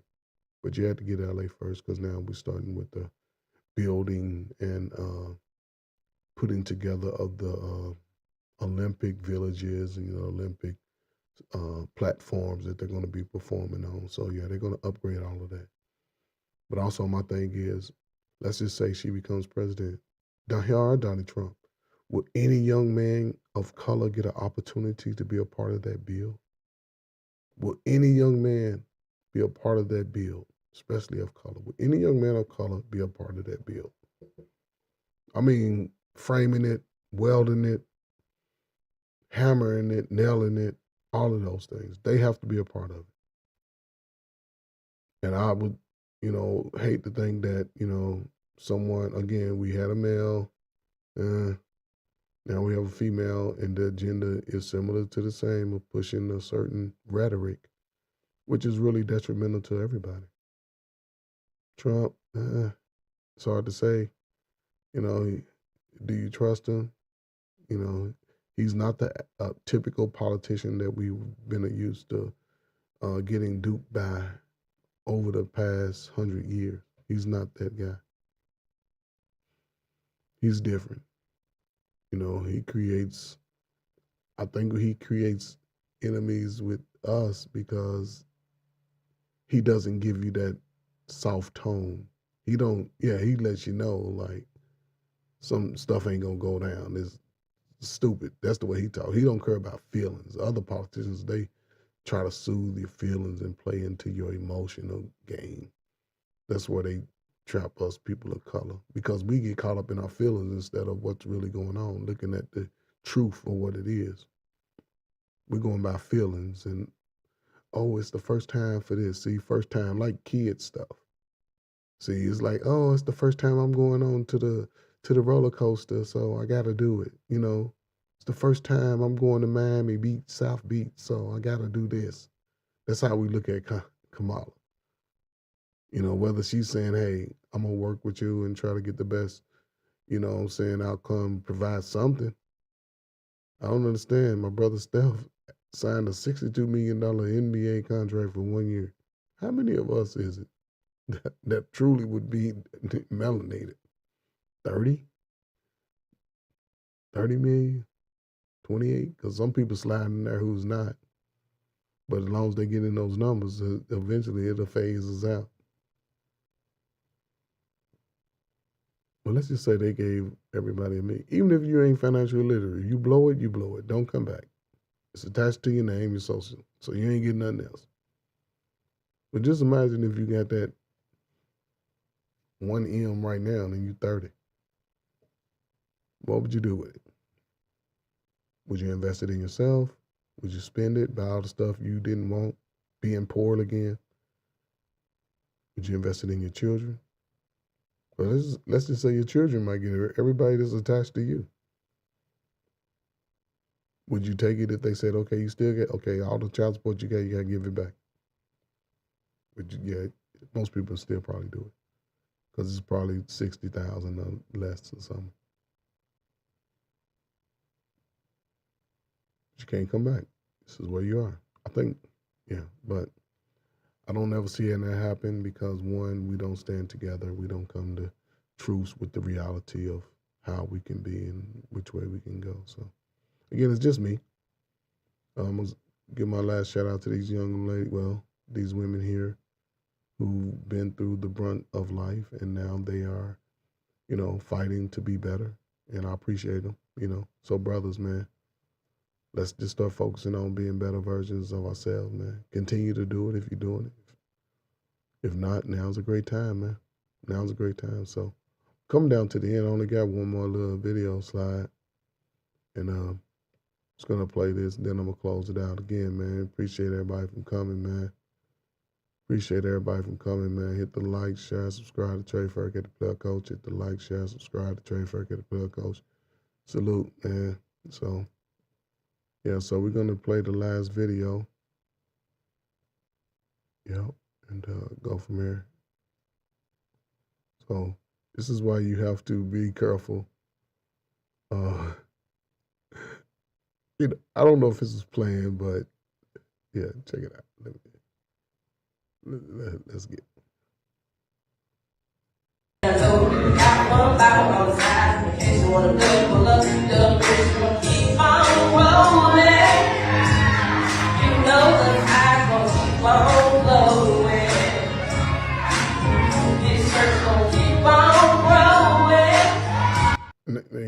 If you recognize the song, you know, you would know that that's sort of a little hip hop blues song by my man King George. Shout out to King George, which is a hit. It's a well-liked song. You know, it's a well-liked song, but she's took it another creative side of us. We ratchet creative too. We can take anything and remix it. She's using this song in church. She's actually written a song from listening to probably my man King George, cleaning up or sitting outside, you know what I'm saying, rolled one up and sipping on something. And she wrote this song, and now she brought it to the church. And you hear, again, sisters set each other up sometimes. Somebody's like, yeah, girl, go ahead, you killing it.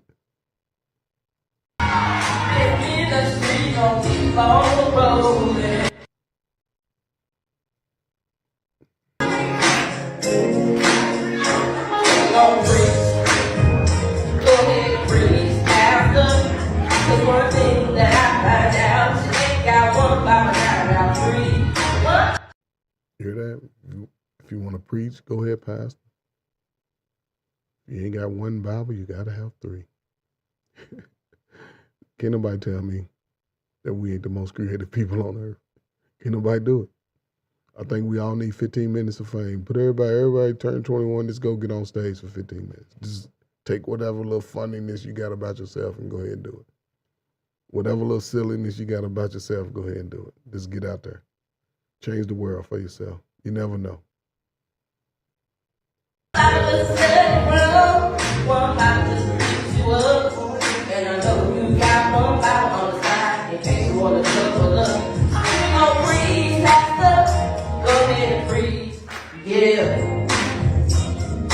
Hold up, man.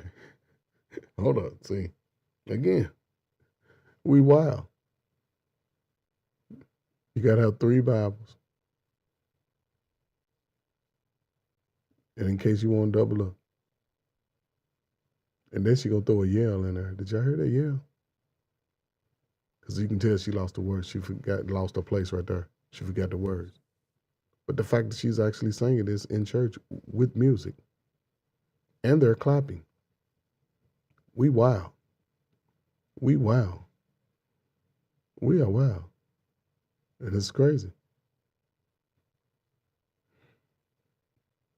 The one thing that I find out is it ain't got one Bible, I got 3. One Bible just to study from, one Bible just to teach you up. And I know you got one Bible on the side in case you want to double up. The bridge gonna keep on rolling. You know the tide's gonna keep on flowing. This church gonna keep on growing. This ministry gonna keep on. You hear that? Yeah. Go ahead and preach, Pastor. Church gonna keep on growing. But I'm anxious to I guess my question would be, does the church grow without the man? Does it grow without the man in the church?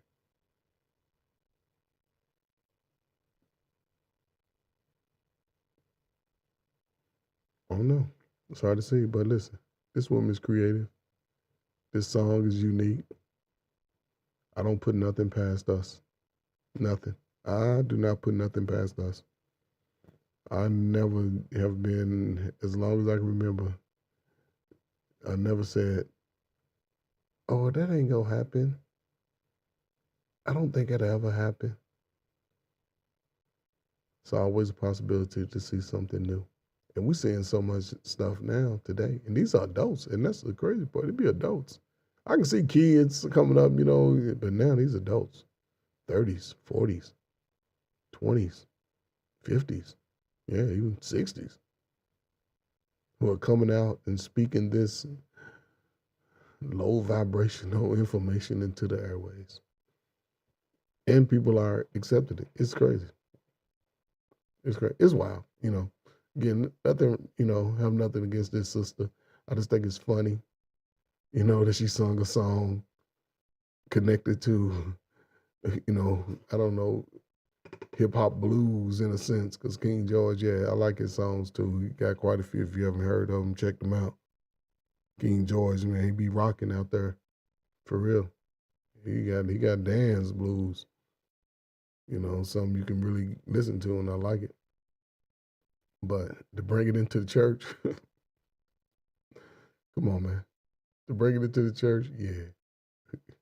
Yeah, we're going to have some answers. We're going to have to get to the gates with some answers and talk about how we trip.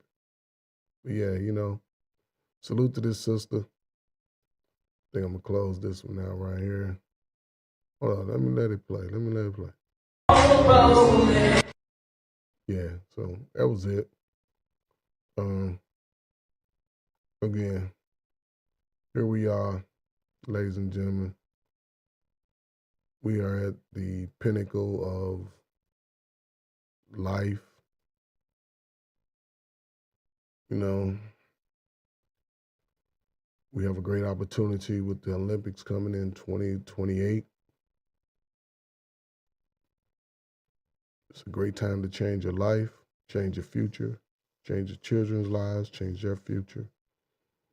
So you need time to think about what's coming ahead. We've already been through the worst of the worst so far. Everything is behind us. You woke up this morning, yesterday was behind you. Today is a new day. Tomorrow's even newer day. So again, just love yourself, appreciate yourself, respect those that respect you, respect womanhood, respect manhood. You know, don't be so hard on yourself. You know, you're going to make bad decisions, you're going to make mistakes, but just know that each and every day you got a better opportunity to be better, to be stronger, faster, smarter. So don't ever give up on yourself, ladies and gentlemen. Again, I want to thank y'all for joining me. I probably took up too much time, probably been rambling too long, but at the same time, ladies and gentlemen, I want to thank y'all for joining me. Appreciate you, my man Drip, Hassan, Lagada, Dr. Frizzy Frost. Appreciate y'all, man. Again, man, just sitting around, chopping it up, not too much fight. You know, I'm not going to fight too much. But again, man, I always appreciate all the content creators, man, everybody, man. Sunday is football season, baby. Get out here. You know, if you ain't played football, sign your son up, sign your daughter up for cheerleading. Just anything, man. The world is ours, man. Prepare yourselves, ladies and gentlemen. Again, I just want to thank y'all for joining me, ladies and gentlemen. I am Trey Farragut, the player coach. Just want to say salute, man. Appreciate you. Good